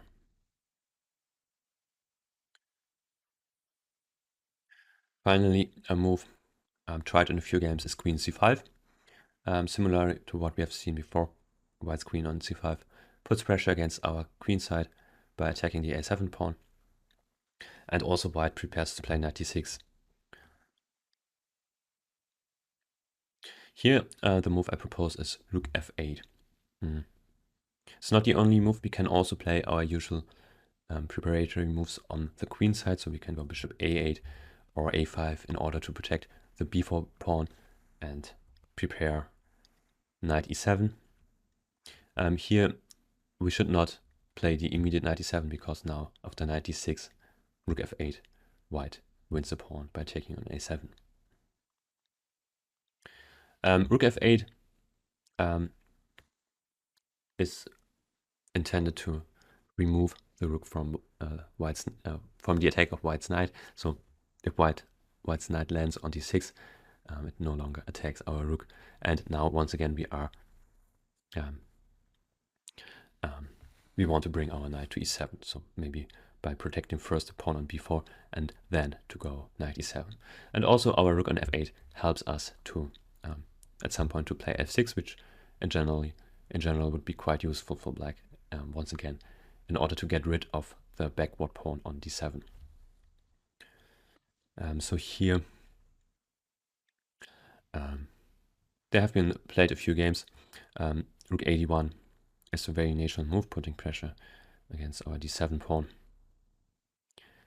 But here, once again, we don't need any preparatory moves. We can go knight e7 immediately, attacking white's knight on e4. So here the tactical point once again is if white takes on b4 after bishop d5, white's queen is overloaded, queen d4, knight f5, queen d3, and now white no longer protects the b2 pawn, and after rook takes b2, black is better, since white's pawn structure is quite loose. So here instead knight d6 is a better move for white, and here still there is no need to spend time protecting our pawns. We can go bishop d5 here, because now if white takes on a7 after rook a8, queen d4, rook takes a2, queen takes b4, knight c6, black wins back the pawn, because now after queen c3 we have queen g5, threatening mate on g2 as well as attacking the pawn on e5.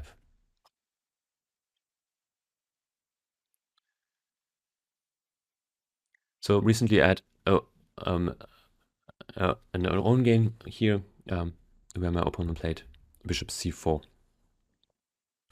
And after queen b6, queen takes b6. Here I took with the pawn, instead taking with the rook was easier, and it led to an equal position. And in another game, white tried here queen e3,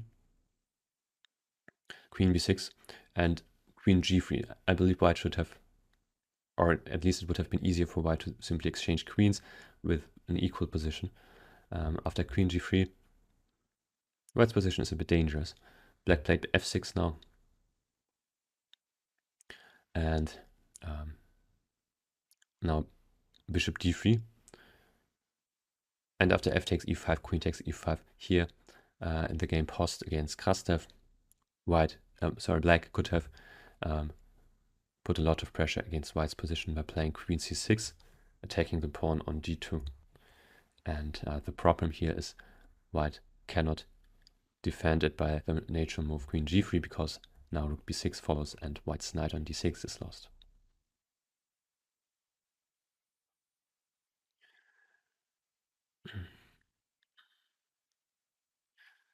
So we come back to our main position here, and now we will look at white's main move, which is castling queenside. A very natural move. White brings the king to safety, and also white's rook on d1 is well placed. It puts pressure down the d file. It helps to keep control over the d6 square, and also puts pressure against our pawn on d7. And here we get a very sharp and interesting position, in a way quite typical for the open Sicilians, because white has castled queenside, black has castled kingside, and in result it will be very sharp. Both sides will play for an attack against the opposing king. So here our idea is to push our pawns on the queen side. So we want to go a6, b5, later b4, and so on, simply taking space and trying to open files against white's king. And white will do the same on the king side. So white wants to go g4 maybe, h4, g5, h5, and so on. A very sharp situation, and yeah, quite an exciting battle ahead. So here,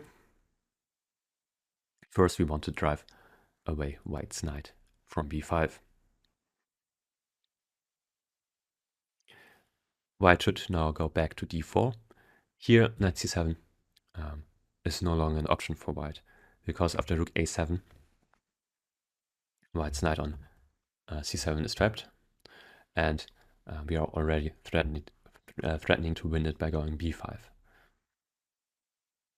Of course, if white goes e5 here, we go knight g4, attacking the e5 and f2 pawns, and next we can simply move our b pawn and pick up the knight on c7. So here black would be winning.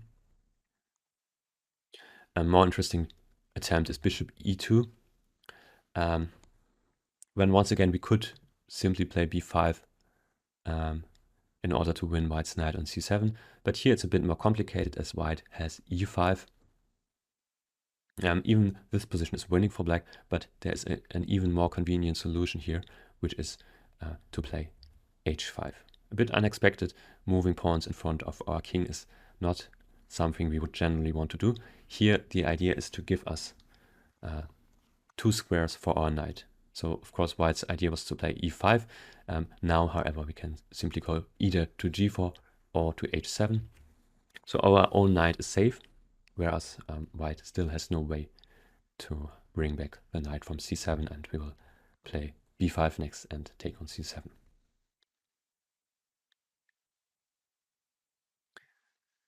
So instead white should play knight d4.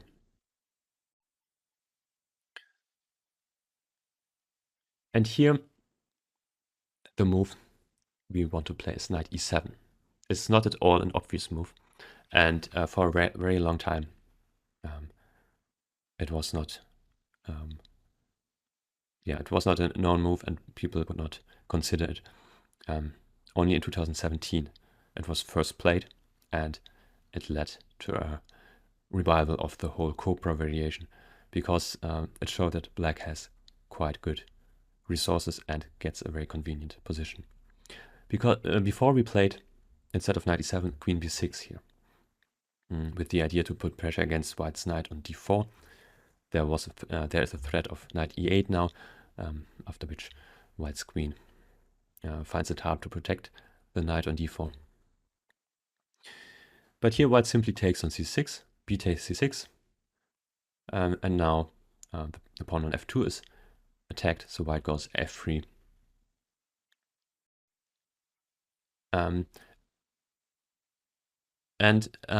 The change in pawn structure actually seems to benefit white here. Even though we have the half-open b file now, it's quite easy for white to protect the b2 pawn. And now we don't have our pawns to attack white's king's position. So here the move usually played is knight e8 to finally be able to move the d pawn. White goes queen d4. And here if black takes on d4, rook takes d4, the endgame is quite bad for black. Our pawns on a6 and d7 are weak. Our bishop still is not active. And here, for instance, after d5, white goes to rook b4, followed by rook b6, attacking our weak pawns. And it's already a winning position for white. And a better move is e5, and I once played so myself, but it's still quite a bad position after rook b4. And white has a lot of ways to put pressure on black's queen side. So here, for instance, knight a4 followed by knight c5 is a very dangerous idea.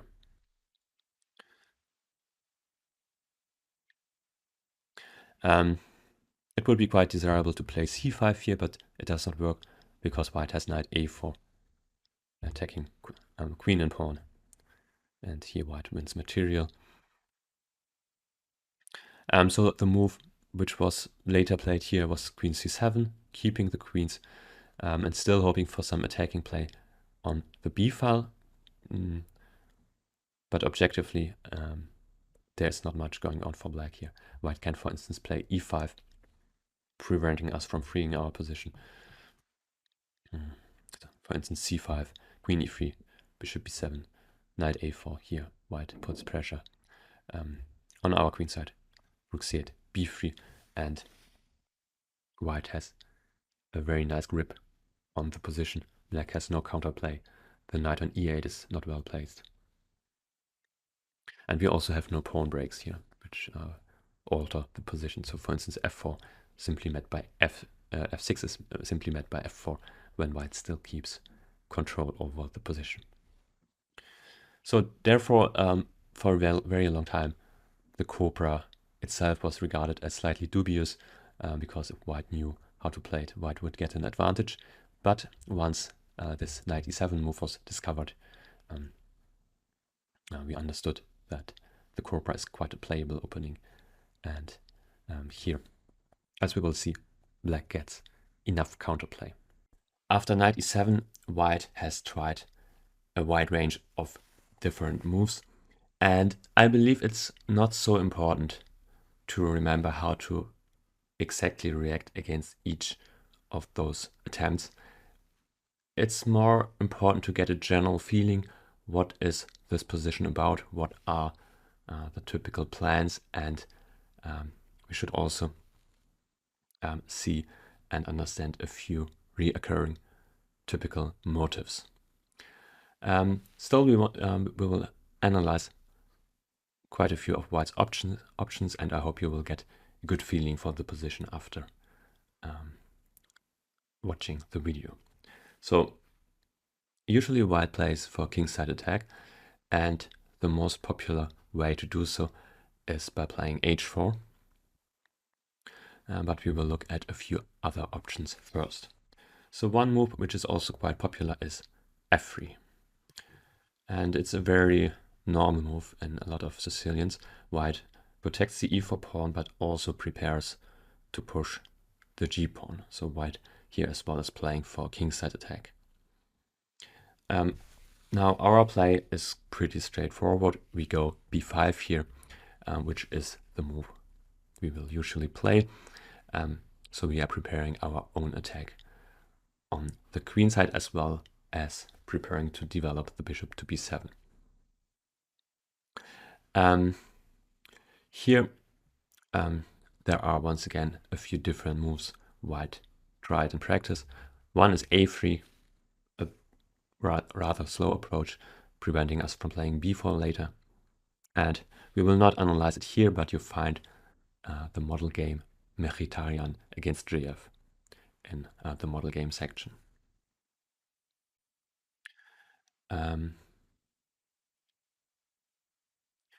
So here we are analyzing the more direct attempts. First, white can start by pushing the h pawn. And here, since white has already placed a pawn on f3, the move bishop b7 is not very helpful for us. In general, we want to put the bishop to b7 in order to put pressure against white's e4 pawn, but here the pawn on e4 is already very safely protected, so there are more important things to do for us, and maybe we will develop our bishop later by playing d6 and e5. So here the move I like best for black is knight e8, which is a very typical move. We will see it in a number of instances. The idea is to drive away white's queen from d6, and here white has to decide where to put the queen, because if it goes to the king side, now the b4 square is no longer protected, and we can continue pushing our pawns, b4, knight e2, and now after d6, followed by e5. We have a very nice position. We can play for an attack on the queen side, and here black's attack is faster than white's. So white did not really get very far, and we will continue pushing our pawns. After e5, white's knight very likely goes to b3, where it will later lose even more time because we will attack it with our a pawn. So instead of queen h2 here, it's probably better to place the queen on b4.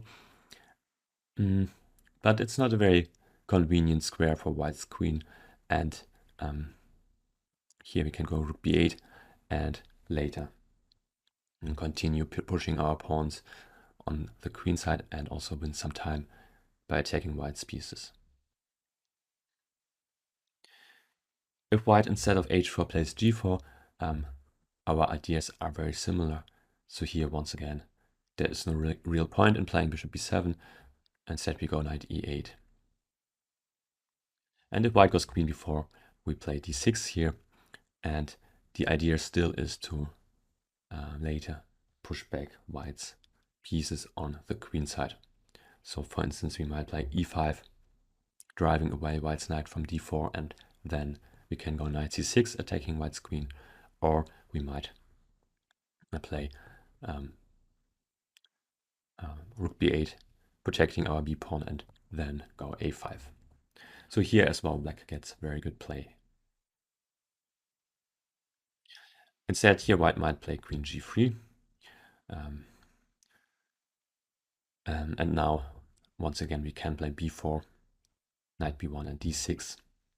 And black is a bit better here. Our play on the queen side is once again faster than white's attack on the king side. So next we can play e5 and push our a pawn.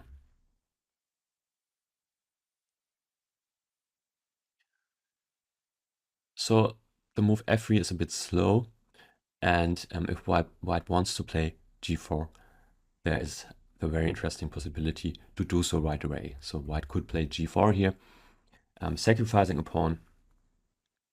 And actually it is possible to take the pawn.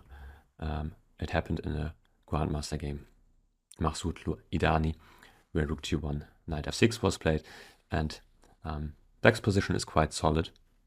But of course, having the open g file gives white a lot of attacking potential. And here, instead of taking the pawn, I prefer to simply continue our own play on the queen side. So here as well, we go b5. And now white usually continues pushing the g-pawn. So white, in the majority of games, played g5 here. But I believe black is very well prepared here. So we go knight e8, attacking white's queen. And once again, after queen g3, now the b-pawn, the b4 square is no longer protected, and we can push our b-pawn. So we go b4, knight c2, and now bishop b7, attacking white's pawn on e4. And black has a very nice position. For example, there was a game, Ruiz Castillo against Dagupati, where bishop g2 was played, and here black found a nice way to activate the pieces. Black played queen b6, h4 now, knight d6, once again putting pressure against the e4 pawn. And maybe the knight also might later come to c4 to help in an attack against white's queen side. So here white should have played knight takes e6, a small tactic. Of course now the knight on d6 is attacked. So black takes on e4, bishop takes e4, and after f takes e6, here black is a bit better because now the rook on f8 is already playing and putting pressure on white's f2 pawn. Still, this was white's best option. Instead, white played knight c6. And now after bishop takes c6, rook takes d6, here black had a very nice idea to shift the attention now to the king side. So here a very nice move would have been f5.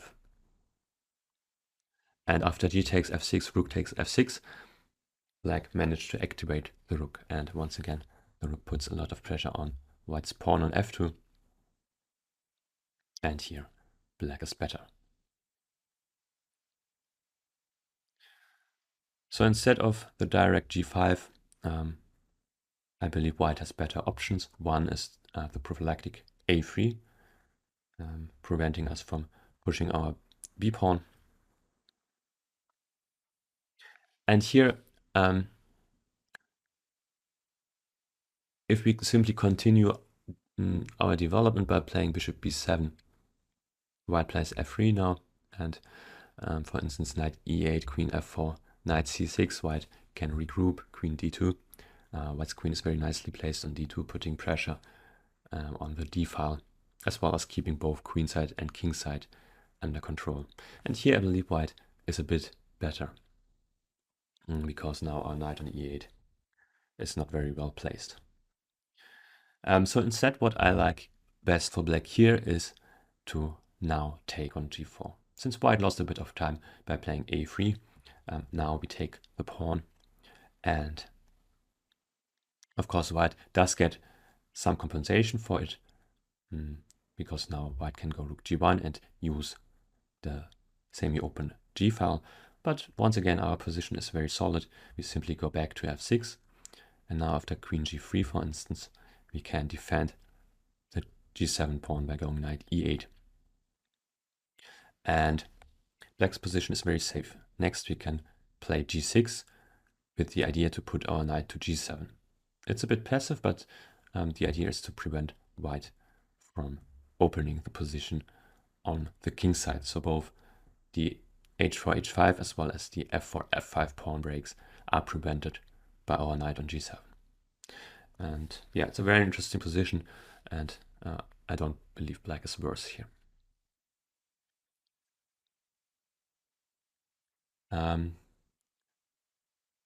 Another very natural move for white here is bishop d3. The bishop is of course well placed on d3. It might later help in an attack against our king side if white decides to play e5. So here,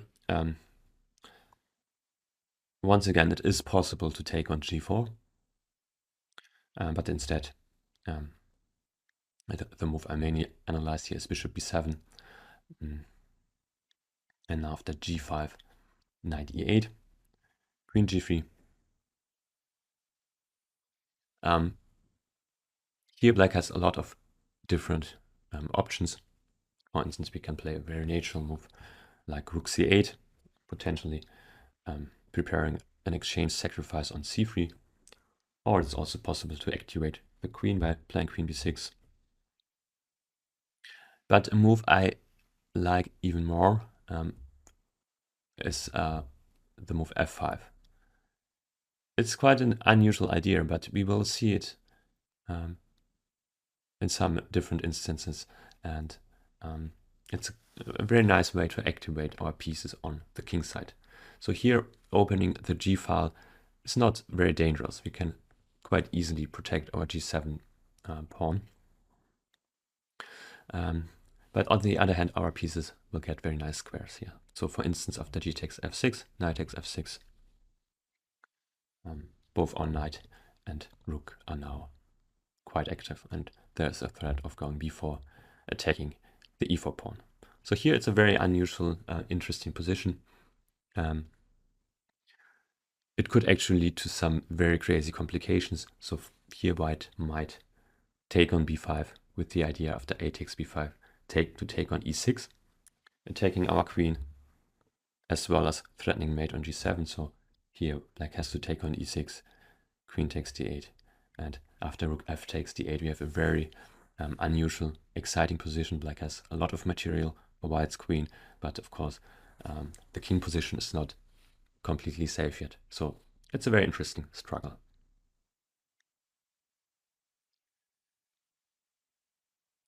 So we come back to the position after knight e7. Another very plausible approach for white is to play for the move e5 to open up some squares for the minor pieces on the king side. So here white might play e5 directly, forcing us to go back to e8, attacking white's queen. And now after queen b4, we can go b5, and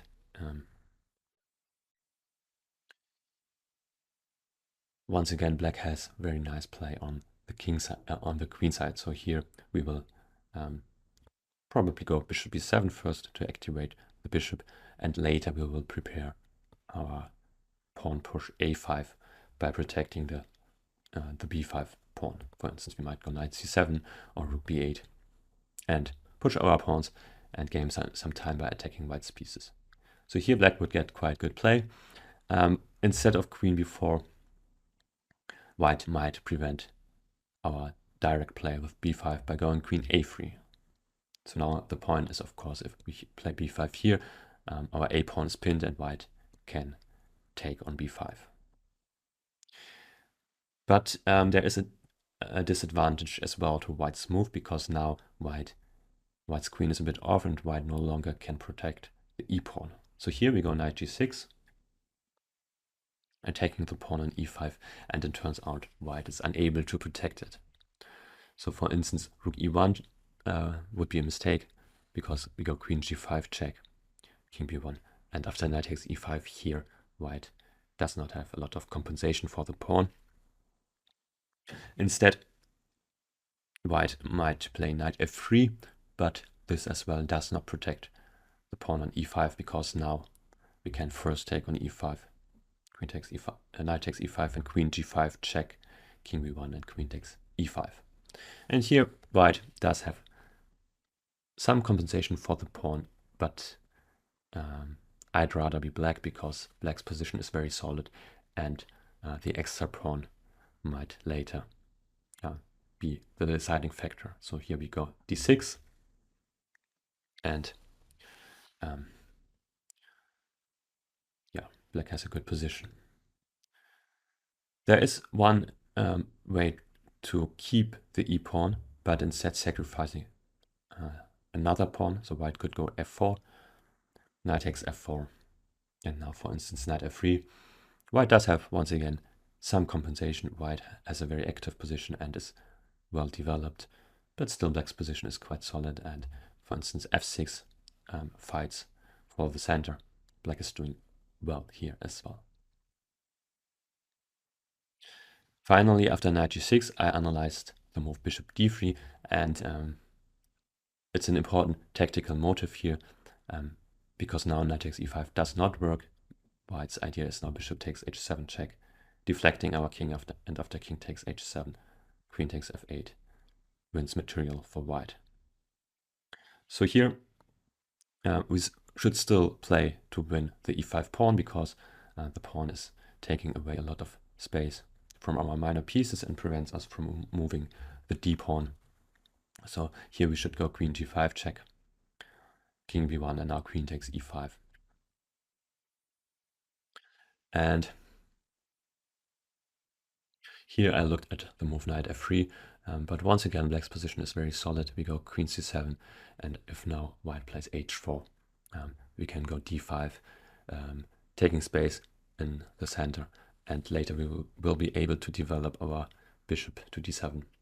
So for instance h5, knight e7. I'm not convinced white has enough compensation here.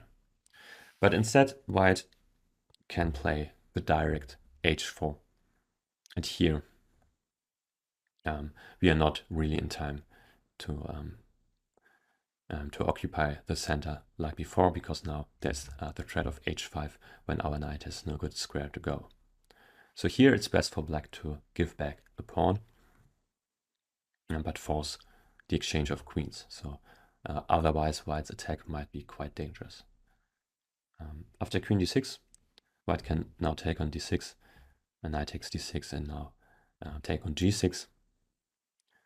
And it's all pretty forced. We take with the f pawn here in order to activate our rook.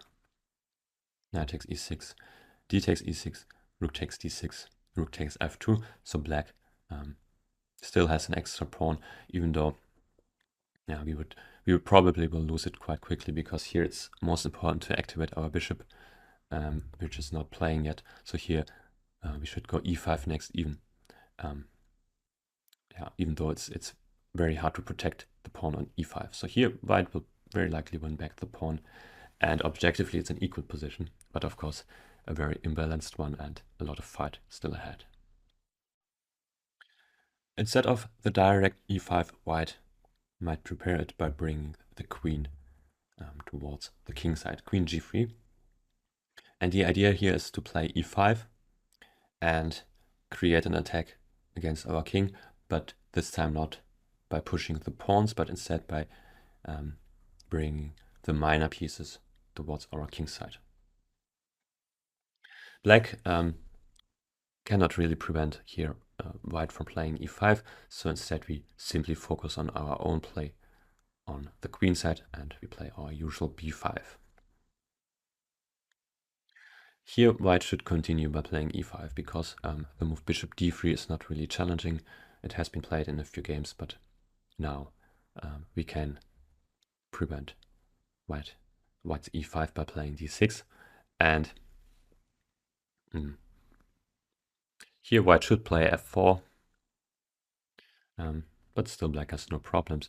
So we might play for an attack by going b4, so it leads to a very sharp imbalanced position. But instead there's also a quite solid option of going knight h5, with the point of taking on f4 next. After queen takes f4, we win back our piece. And here in the resulting position, black's position is very solid. There's no attack going on. And yeah, it's an equal position. So bishop e6 is our move here. So instead of f4, there was a game thus against Krause, which shows how quickly it can go wrong for white here. White played a very natural looking move, h4, but here black's attack is simply faster. Black went b4, knight c2, now e5, a very typical way to activate the light squared bishop. Knight b3 and now queen c7. And black will continue by pushing the a pawn and is already much better. Black's attack is faster than white's, because for white it's not really clear how to create any threats on the king side. So after b5, white should play e5, immediately attacking our knight. And here we should go to d5. Usually our knight ends up on e8, but here knight e8 gives white too much activity. White can play bishop d3 and bishop e7 now, knight e4. And it's a quite dangerous position for black. So here I like knight d5 better.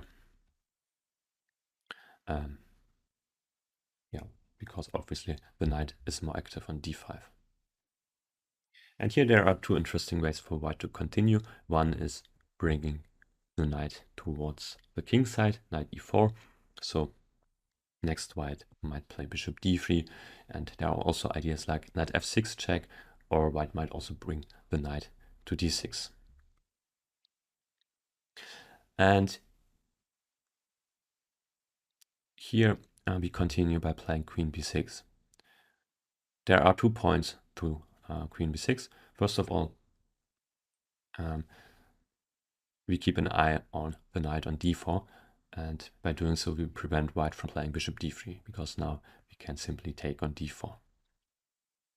And the second point is that we very much like to push our f-pawn.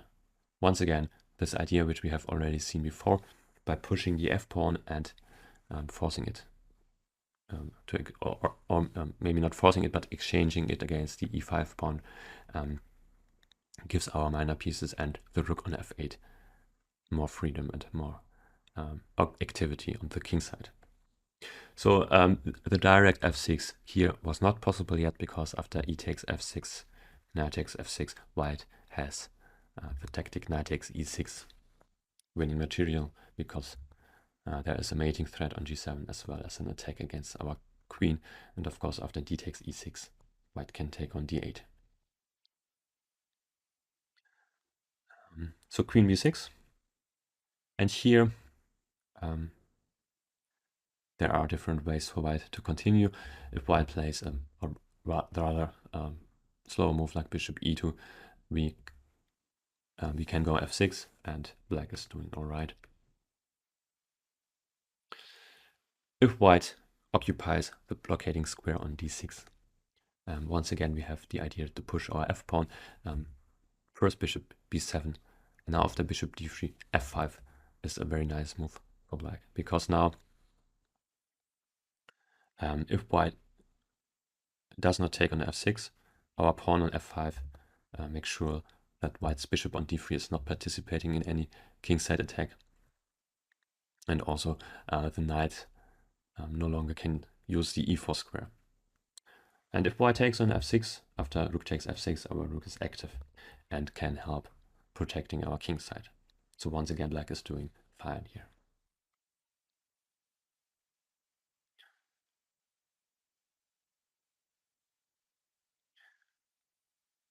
Instead, white might go knight f6 check.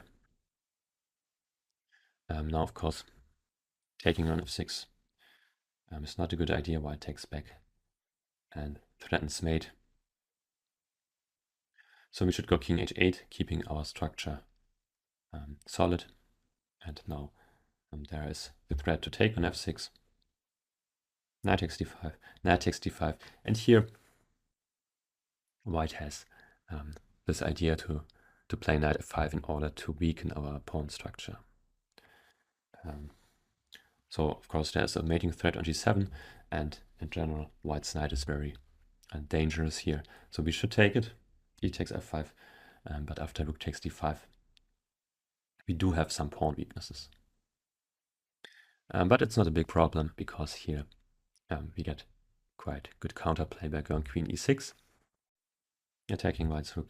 And of course, if the rook moves, let's say rook d6, we might take on a2, winning a pawn and also getting attacking chances against white's king. So instead, white should protect the rook by going c4. And here we go f6, which mainly has the idea to prevent white from playing rook d6. Because now after rook d6, we can take on e5. And here, once again, it's a dynamically equal position. There are a few different possible continuations. If white goes f4, here after bishop b7, black takes over, because now after, let's say, rook d6, queen e7, the position will open up and white's king on c1 is not safe. So there are ideas like rook c8, also the e5 pawn is not very stable. We might take there and go f4 next. So here black would be better. Instead white could take on f6, and now after rook takes f6, it's an equal position. We will continue by playing bishop b7 and finish development. Or if white goes bishop e2 here, once again we play bishop b7. Now white can go rook d6, queen takes e5, and after the exchange of queens, white wins back the pawn. And here, once again, after bishop c6, it's a balanced endgame. Instead, taking on g2 allows rook g1 with an attack against the g7 pawn.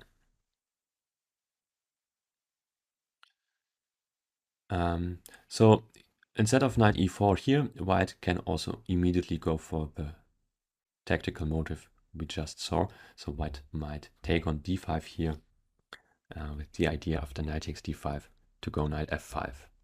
If white does not go knight f5 here, once again we have this very nice defensive move f5, giving our pieces a lot of activity on the king's side. So knight f5 is white's best try. E takes f5, and now once again after rook takes d5, white does have the better pawn structure, and we need to act precisely here. And here it's best to start by playing bishop b7 instead. In the game Levit-Nici Navarra, queen a5 was played, also quite logical, attacking the a2 pawn, a3, and now bishop b7. But here white can play rook d4 and prevent our play on the queen side. So here white is a bit better.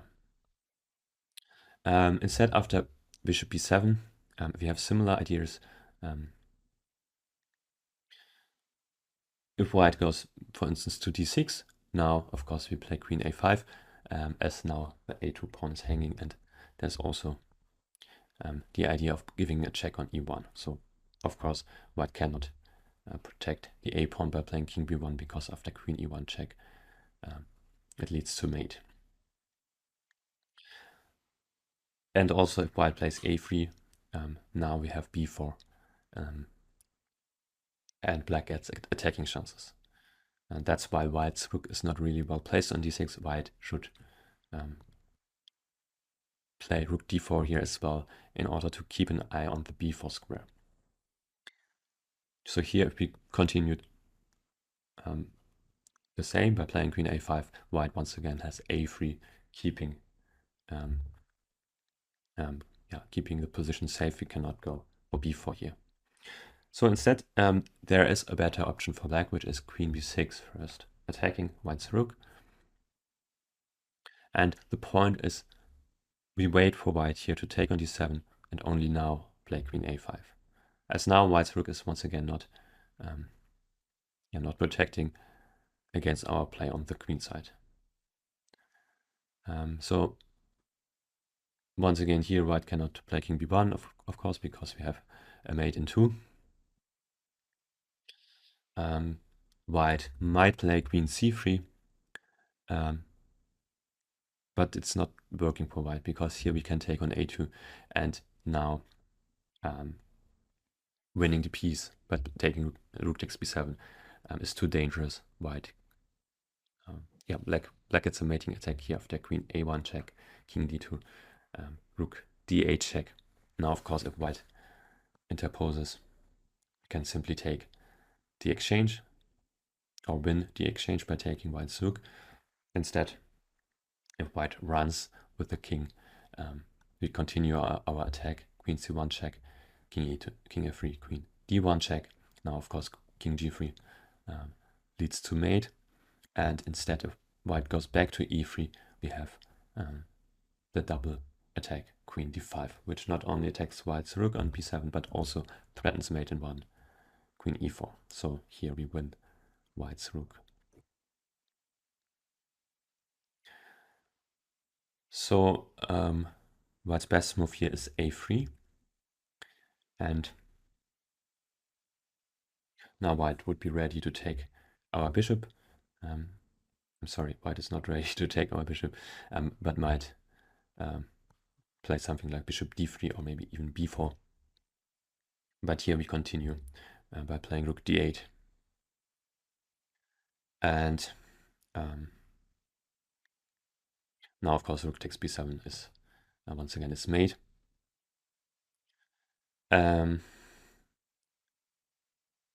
Instead, white might play b4 here, but of course it's a quite weakening move. We go queen d6, and after rook takes d8, rook takes d8. Black has very good compensation for the pawn. There is a threat of queen d4, and white's king is not safe here on c1.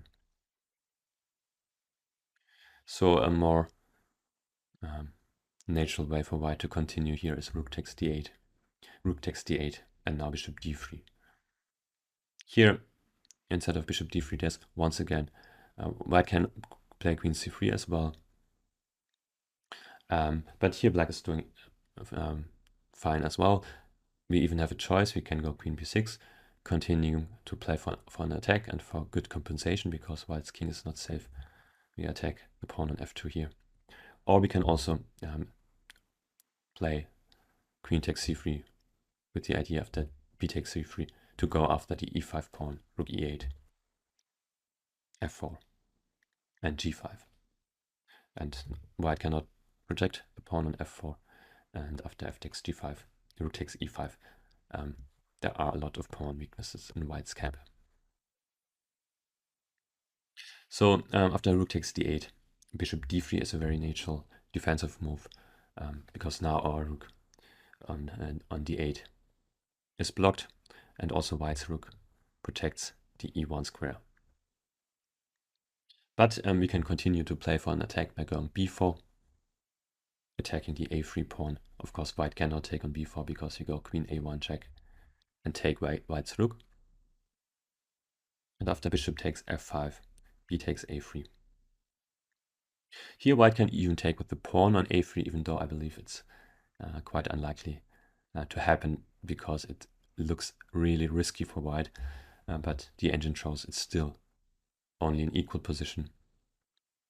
For instance, queen d2 check, king b2, and there are various ways for black to continue. One is bishop e4, bishop takes e4, queen d4 check, king a2, queen takes e4.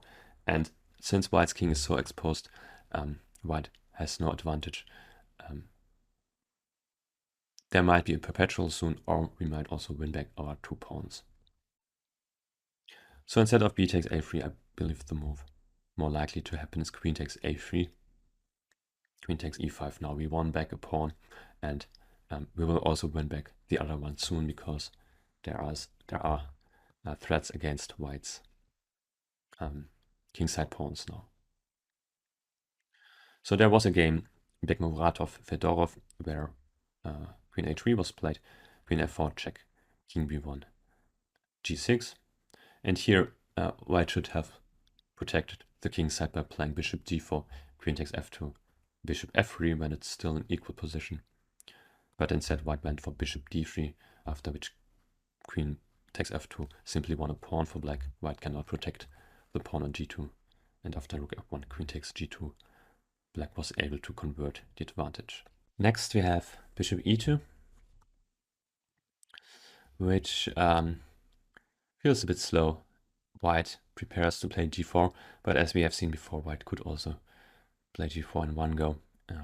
White doesn't really need to prepare it. And here we simply continue our play on the queen side, b5. Now if white goes e5 here, we go knight e8, and after queen b4, we can go bishop b7.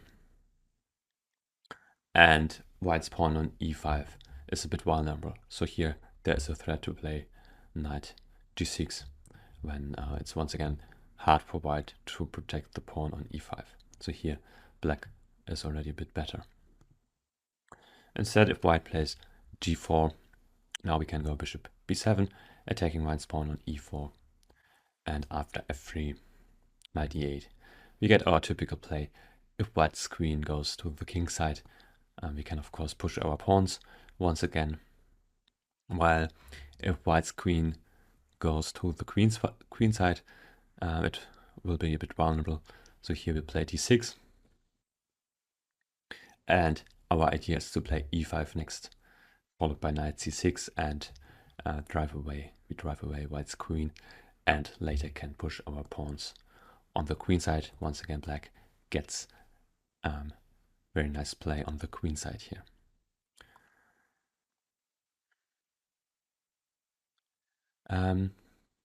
So far we have focused on quite direct attempts by white to either attack on the king side or play for e5.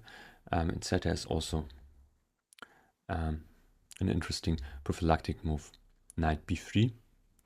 And the idea is to be able to retreat the queen to d2. Because as we have seen very often, if the queen goes to g3, white's queen side is not well enough protected and we can push our pawns, while if the queen goes to b4 or a3, then it will be a bit vulnerable to our attacks. So instead, on d2, white's queen would be very well placed, putting some pressure on the d file, being close to the queen side to protect, and also being able to swing over to the king side if necessary. Still, we continue our usual play, b5. And here white can now play for an attack, h4. And here bishop b7, attacking the pawn on e4. And after f3, now it's not so easy to continue our own attack on the queen side, because our usual move would be knight e8, but here it's not possible because the d7 pawn is hanging. And of course white's queen protects the b4 square, so we cannot yet push our pawns. So instead, we stop white's attack on the king side by playing h5, stopping white's h pawn and also protecting the g4 square. So in case if white plays g4, now we can take on g4. The move h5 is a bit double-edged, as it also weakens our king side. And if white is able to play g4, maybe even sacrificing a pawn, it might become quite dangerous for our king. So here, the best idea now is to play for the exchange of queens, after which white's attack no longer would be dangerous. So one typical way to do so is by first protecting the knight on e7, and next we can play rook c8, followed by queen c7, attacking white's queen, and thus reducing the risk of a dangerous kingside attack. Here white might also start by playing f3, But now we can go knight e8. And there was a game where queen g3 was played, but it's not very logical in connection with the move knight b3. So here, once again, white's queen is a bit off. It does not help to protect the queen side. And here, after b4, knight a4, d6. The position is already a bit more pleasant for black. So d6 here has the idea to use the d7 square to attack white's knight on a4. And also, in general, d6 is a useful move, especially since white has already played f3. As usual, if white has played f3 and set up a very solid center, putting the bishop to b7 is not the best strategy because it's not very active there. So here, for instance, play might continue by queen f2. So white wants to go knight b6, which we prevent by playing rook b8. And now the idea is bishop d7. And if white goes e5, we go knight d5. So in general, we do not really want to play d5 because then it's quite hard for our bishop to get activity. So instead we go knight d5, and here e takes d6, knight takes d6. So all of this happened in a blitz game, Geller, Perunovic. And here black is already a bit better because our knights are very well placed in the center. So here, instead of queen g3, the more logical move is queen d2. When still we play similarly, we play d6 here, once again putting the bishop to b7 is not very promising as white's e-pawn is very well protected. So the idea here is to later play e5 and bring the bishop out to e6.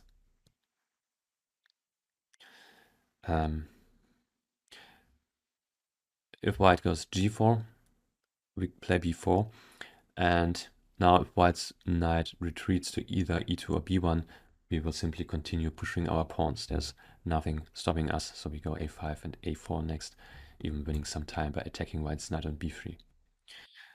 Instead, if white goes knight a4, once again white's knight is a bit vulnerable on a4. So here we go b8 first. And the idea is now, for instance, after king b1, to be able to play queen d7. So we have protected the b6 square, and now white's knight on a4 is hanging, so there's only one move. Knight ac5, using the pin of our d-pawn, but after queen a7, once again white's knight is attacked. And if it retreats to d3, now once again our a-pawn is free, and we will simply start pushing it. While if the knight retreats to a4, of course we could already repeat the position, but in general white's knight on a4 is vulnerable.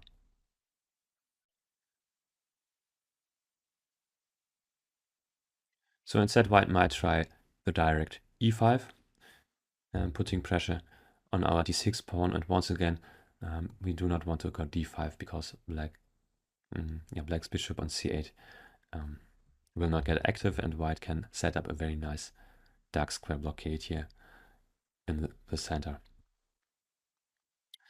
And white would be a bit better. So instead we simply leave the pawn on d6 and we go bishop b7 here, with the idea after e takes d6 to be able to play knight d5. So with our knight on d5, white cannot really keep the d6 pawn protected, so we will win it in a few moves. So for instance, knight c5, white can try to make it a bit harder for us. We go bishop c6, and now after d7, we go knight ef6. So of course taking on d7 would not work because then d5 is no longer well enough protected. But after knight ef6, white is unable to keep the d7 pawn protected, and black gets a good game.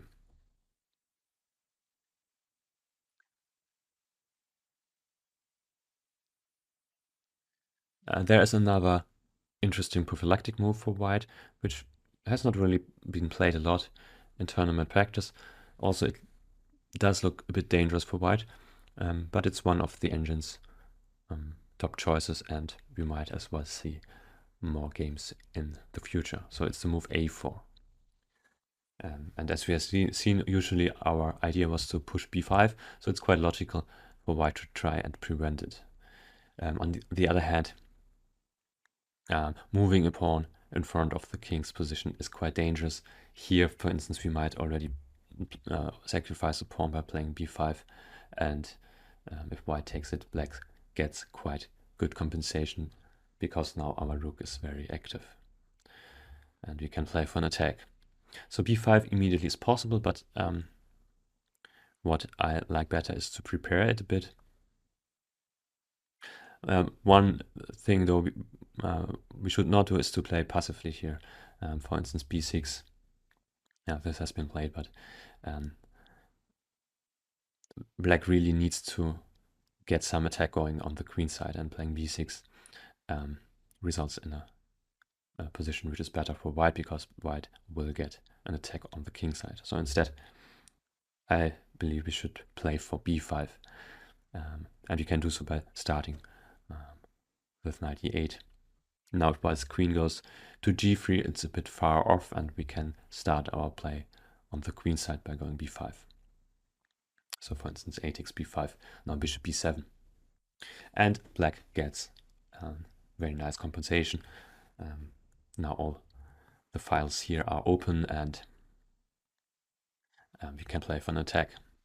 Also, we can continue by playing d5, gaining some space in the center and starting to activate our minor pieces, our knights. So instead, I believe the more challenging move is queen b4, because here the queen helps to protect white's queen side. But still, we can play for b5. We could already, once again, sacrifice the pawn immediately by going b5 here. And here as well, black gets very good compensation. Instead, the move I mainly analyzed is rook b8, which prepares b5 as well. Now, white might be tempted to win a pawn here by taking on a6, because we cannot take back due to the pin. But it only leads to a draw, because here after e5 we are attacking white's knight on d4. It has to retreat, and now we can play knight c6, attacking white's queen. White should play queen c4 with the idea after b takes a6 to use yet another pin and take on c6. So here white would be winning if we take on c6, but instead we can chase white's queen by going knight a5. And now once again we are ready to take on a6, so white has to return to b4 to once again pin our b pawn, but we can now go back knight c6 and repeat the position. And if white does not take on a6 and plays, let's say, bishop e2 or some other move on the king side, now we are ready. We go b5, sacrificing the pawn. A takes b5, a takes b5. And now if white takes, bishop takes b5, we go bishop a6. That's why we brought our rook to b8, now using the pin. And if white allows it, we might even strengthen the pressure on b5. But in general, also, it's quite useful for us to exchange bishops, because our bishop is quite passive, and yeah, white's bishop is a more useful piece in general. So here as well, black gets very good compensation for the pawn. Here instead, the engine has a different suggestion for white, which is quite interesting. I don't recall having seen such a way of playing before. The engine suggests b3 with the idea to put the king to b2, and yeah, the white's king is quite safe on b2, and also white might use the a file later. But here as well we get good counterplay. We go knight c7, and after king b2, d5. So now if white takes on d5, or if we can take on e4, we would get a lot of activity, and opening the position is very dangerous for white. So our knights would go to d5, attacking the queen. So white is well advised here to keep the position close by going e5. And white has, white is playing for blockade on the dark squares. So as you can see, all white pieces here are on the dark squares, where for us it's not so easy to attack them without the dark square bishop. But still we can do so and slowly drive back white's forces. So one idea is to go for knight a6. Knight a6 immediately is not very good because white goes queen d6, where white's queen is very active, and taking it does not really help because now the pawn is hanging, and another one on b5 is hanging as well. But we prepared by playing bishop d7. So now the idea is knight a6. And if we can do so, we might play b4 later, gaining even more space and gaining some control over the dark squares. And if white prevents it by going rook a1, we can once again prepare it, go rook b6. And even though our position looks a bit passive right now, it has a lot of potential. Beside the move knight a6, we can also play for an attack against white's e-pawn, and we can do so by playing knight g6 or f6. And if white at some point takes on f6, our pawns in the center can finally move and can drive back white's pieces. So if there's no pawn on e5 for white, we can play e5 ourselves, later go d4, and it can become quite dangerous for white. So a very interesting position with a lot of potential for further games and analysis. So finally we come to what is probably white's main move here by now, even though there is no clear main move, but in the most games the move h4 was played, and indeed it's a very challenging move, a very dangerous one. And white's idea here is to push the h-pawn to h6 and provoke some weakness of our king's position. And this plan is in general more dangerous here than pushing the g-pawn, because as we have seen, very often we want to play knight e8 anyway. So here pushing the g-pawn, it does not achieve so much for white. Now after h4, our move is b5 once again. White goes h5. And here I believe it's quite important not to allow white's pawn to move to h6. So for instance, after bishop b7, white goes h6. Now, we should not allow white to take on g7 because it would open the h-file, and it's too dangerous for our king. So here g6 is necessary, but still the dark squares are quite weak now, and there are always some dangers connected to a mate on g7. So for instance, one very simple line would be knight b3, and so white is putting some pressure against d7, preparing to go knight c5, and now knight takes e4 would be a horrible blunder, because after knight takes e4, bishop takes e4, queen e5, attacking the bishop, and also threatening a mate on g7. So here white wins the piece. So whenever white's pawn appears on h5, we usually want to go h6 here. Or it's also possible to first go knight e8 and then play h6, but it's quite important not to allow white's pawn go any further. So we go h6. But even so, it's quite dangerous for us now, because having our pawn on h6 gives white the pawn break g4, g5,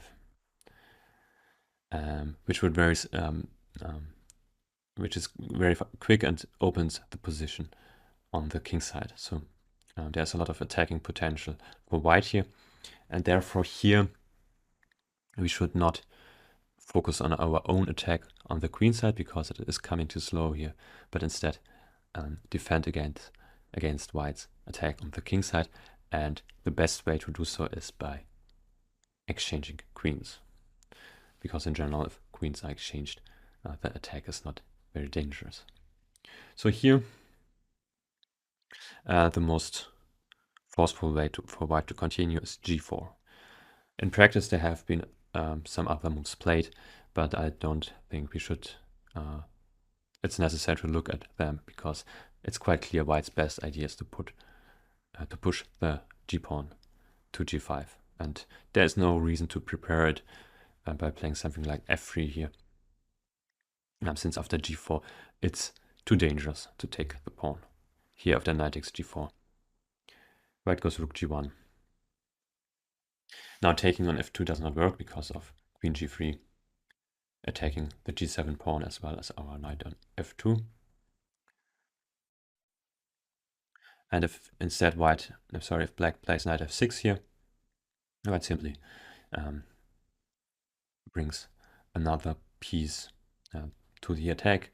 So later white might play e5, and also white's queen will very quickly be able to join the attack. So for instance by going queen g3 or queen f4, and it's simply too dangerous for black here. So instead of taking the pawn, we can play bishop b7, attacking white's pawn on e4. And here there are two ways for white to protect the pawn. One is f3, and now we should prepare to exchange queens. And here the best way to do so is by protecting our knight on e7. And by doing so we prepare to go queen b8 or rook c8 followed by queen c7.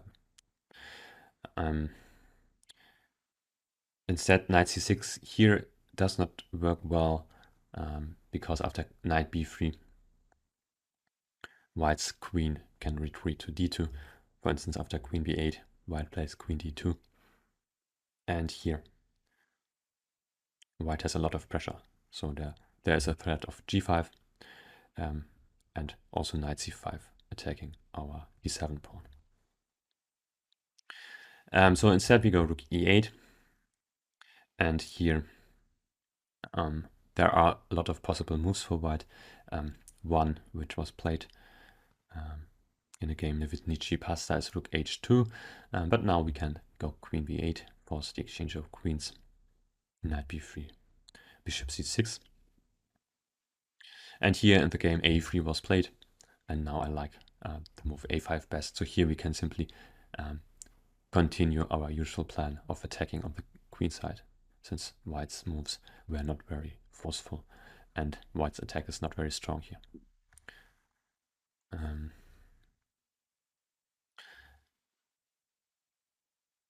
Instead, a useful move for white is a3, which is intended to prevent us from later b4. Now, still we go queen b8, attacking white's queen, and here there was another game where knight b3 was played. Once again, it's quite a logical move. White includes the rook on d1, protects the queen on d6, and also prepares some eventual knight c5. So here we go bishop c6, and here white decides to avoid trading queens by going queen d2. After knight h7 we have managed to stop white's immediate attack on the king side, and at the same time our queen on b8 is very well placed. So here we can once again push our pawns, and black gets very good counterplay here. So therefore queen takes b8 was played, and here in the game Nbd5, black took with the a rook, which is not the most precise way to play. Instead, I believe it's better to take with the other rook. And the point is now we can later bring our king towards the center, where it helps protecting our d7 pawn. And yeah, it's a very complex queenless middle game here. There are a lot of various ideas for black. So for instance, we might still play for our plan of pushing our pawns on the queen side. So here we are not really playing for an attack, but simply to get some space and activating our rooks. So our rooks can also be activated by bringing them over to the half-open c-file, maybe combined with pushing our pawns. It's also quite possible and logical to play e5 at some point in order to gain some control over the dark squares. And if possible, also a move we'd like to play is d5. Though playing d5 in general is only good if white cannot play e5 in return. So let's say, for instance, we make some move for white. After d5 here, white would go e5 and keeps the position closed and has a very nice blockade on the dark squares. So if we manage to prevent white from playing e5, then d5 is a very nice move for black, as it opens, as it gives some space and also gives our knights some good squares. So here, instead of f3, white can also go bishop d3, also protecting the pawn on e4. And the bishop is quite well placed on d3, as now white might at some point play e5. But here, knight c6 is a good way for us to react. So here we don't need to play rook e8 to protect the knight, but instead we can go knight c6, and here as well our idea is to play for the exchange of queens.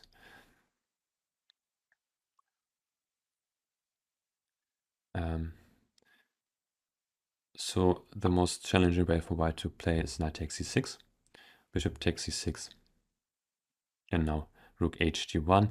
Here we are already prepared to take on g4 if white allows it, as now our position is quite solid and there is no immediate attack visible. So it's a good idea for white to protect against knight takes g4. And now we go queen b8. So finally forcing the exchange of queens. Queen takes b8. And rook a takes b8. So here we can take with the queenside rook.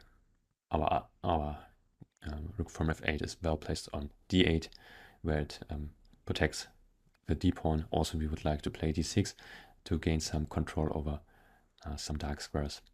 And later we might bring our king to the center. So here, black in general has quite good play. White still can make some pressure by playing e5 here. Knight h7. And here there was a game, Reukers against Renkin, where f4 was played, which is a logical move, but it gives black some time. And after f6, black's pieces get active on the king side, and black has no problems. So there happened e takes f6, knight takes f6, and g5. And now I believe the easiest for black would have been to take on h5, after which a lot of pawns will get exchanged on the king side. And it will result in an equal endgame. Instead of f4, I believe the move which poses most problems here is bishop e4. So here the idea for white is to exchange bishops in order to attack our pawns. So for instance, if black takes on e4, after knight takes e4, it's already a very bad position for black. The d7 pawn is very weak. There's also the idea to play knight c5, which is attacking not only the d7 pawn, but also the a6 pawn. So we should avoid this kind of endgame and instead play for counterplay on the king side. So here f6 is black's best move, trying to open the f file. Bishop takes c6, d takes c6. So now our pawns are quite weak, as you can see here on the 6th rank, but in return we will get a lot of activity. So e takes f6, rook takes f6. Now already The f2 pawn is weak. Also our knight now has a nice square on g5. So white might play knight e4, protecting the f2 pawn, rook f4, and now play for an attack by going knight c5.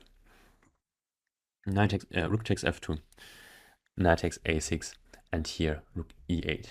And we do have the worst pawn structure, but our pawn on e6 now is a big trump, and it's our main idea now to simply push the pawn as far as possible. And in general here, black should not waste a lot of time trying to defend the queenside pawns. So for instance, white might start an attack against the c6 pawn. But in general, our idea here is to push the e pawn, which will be quite hard for white to stop. So we can, if allowed, we go all the way to e2, and at some point we might bring our knight to help pushing the pawn as well. So here black has enough counterplay.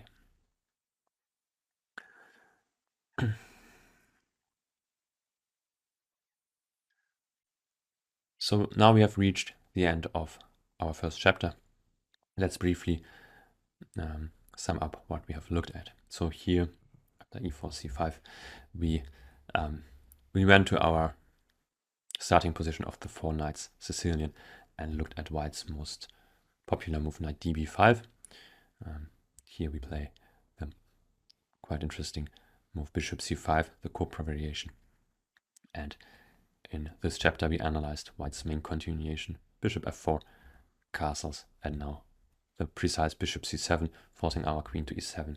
And after bishop d6, bishop takes d6, queen takes d6, white plays for a blockade on the dark squares. Here we avoid the exchange of queens and go queen d8.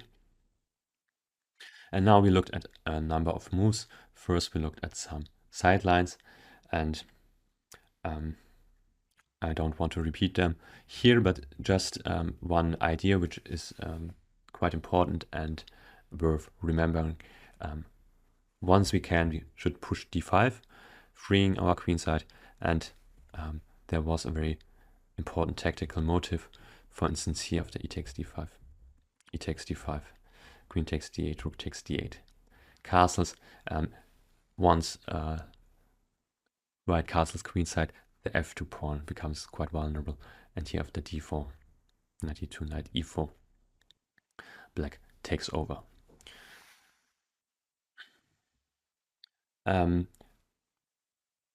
After queen d8, there was the move knight c7, which is a very viable try to play for an advantage for white. Here we go rook b8, and white's idea is now to play for the move e5, which white prepares by going bishop e2 first, taking away the squares from our knight, and now after b5, white goes e5. And it's very important for us to play b5, to play energetically, because otherwise we would simply end up in a slightly worse position where white is much more active. So b5, we have seen that taking the pawn is not really critical, because we get we usually win it back on the b file. So the main line here is e5, knight e8, knight takes e8, rook takes e8, and castles. And here we get good counterplay by completing our development. And finally, we looked at white's main line, which is castling queenside here. When the position gets quite sharp, both sides play for an attack. We go a6, and after knight d4, it was very important to avoid the trade of knights on c6 and go knight e7. And here we looked at a wide number of moves, and in general it's important to remember some basic ideas. So here we play for an attack on the queen side. We usually want to go b5. At some point we very often drive away white's queen from d6 by going knight e8. We play bishop b7 unless white has already played f3, because then our bishop would not be well placed on b7. So there is the other idea for our bishop to go to e6 by playing d6 and e5. And depending on how white continues, we can play for our attack on the queen side, or if white plays very energetically, for instance, the main line h4. Here we should focus on the king side and first defend our king from white's attack, and the way to do so is by playing for the exchange of queens. That's all for this chapter. Thanks a lot for watching, and see you in the next chapter, where we will look at another critical and interesting try from white here in the Cobra variation, which is the move knight d6 check.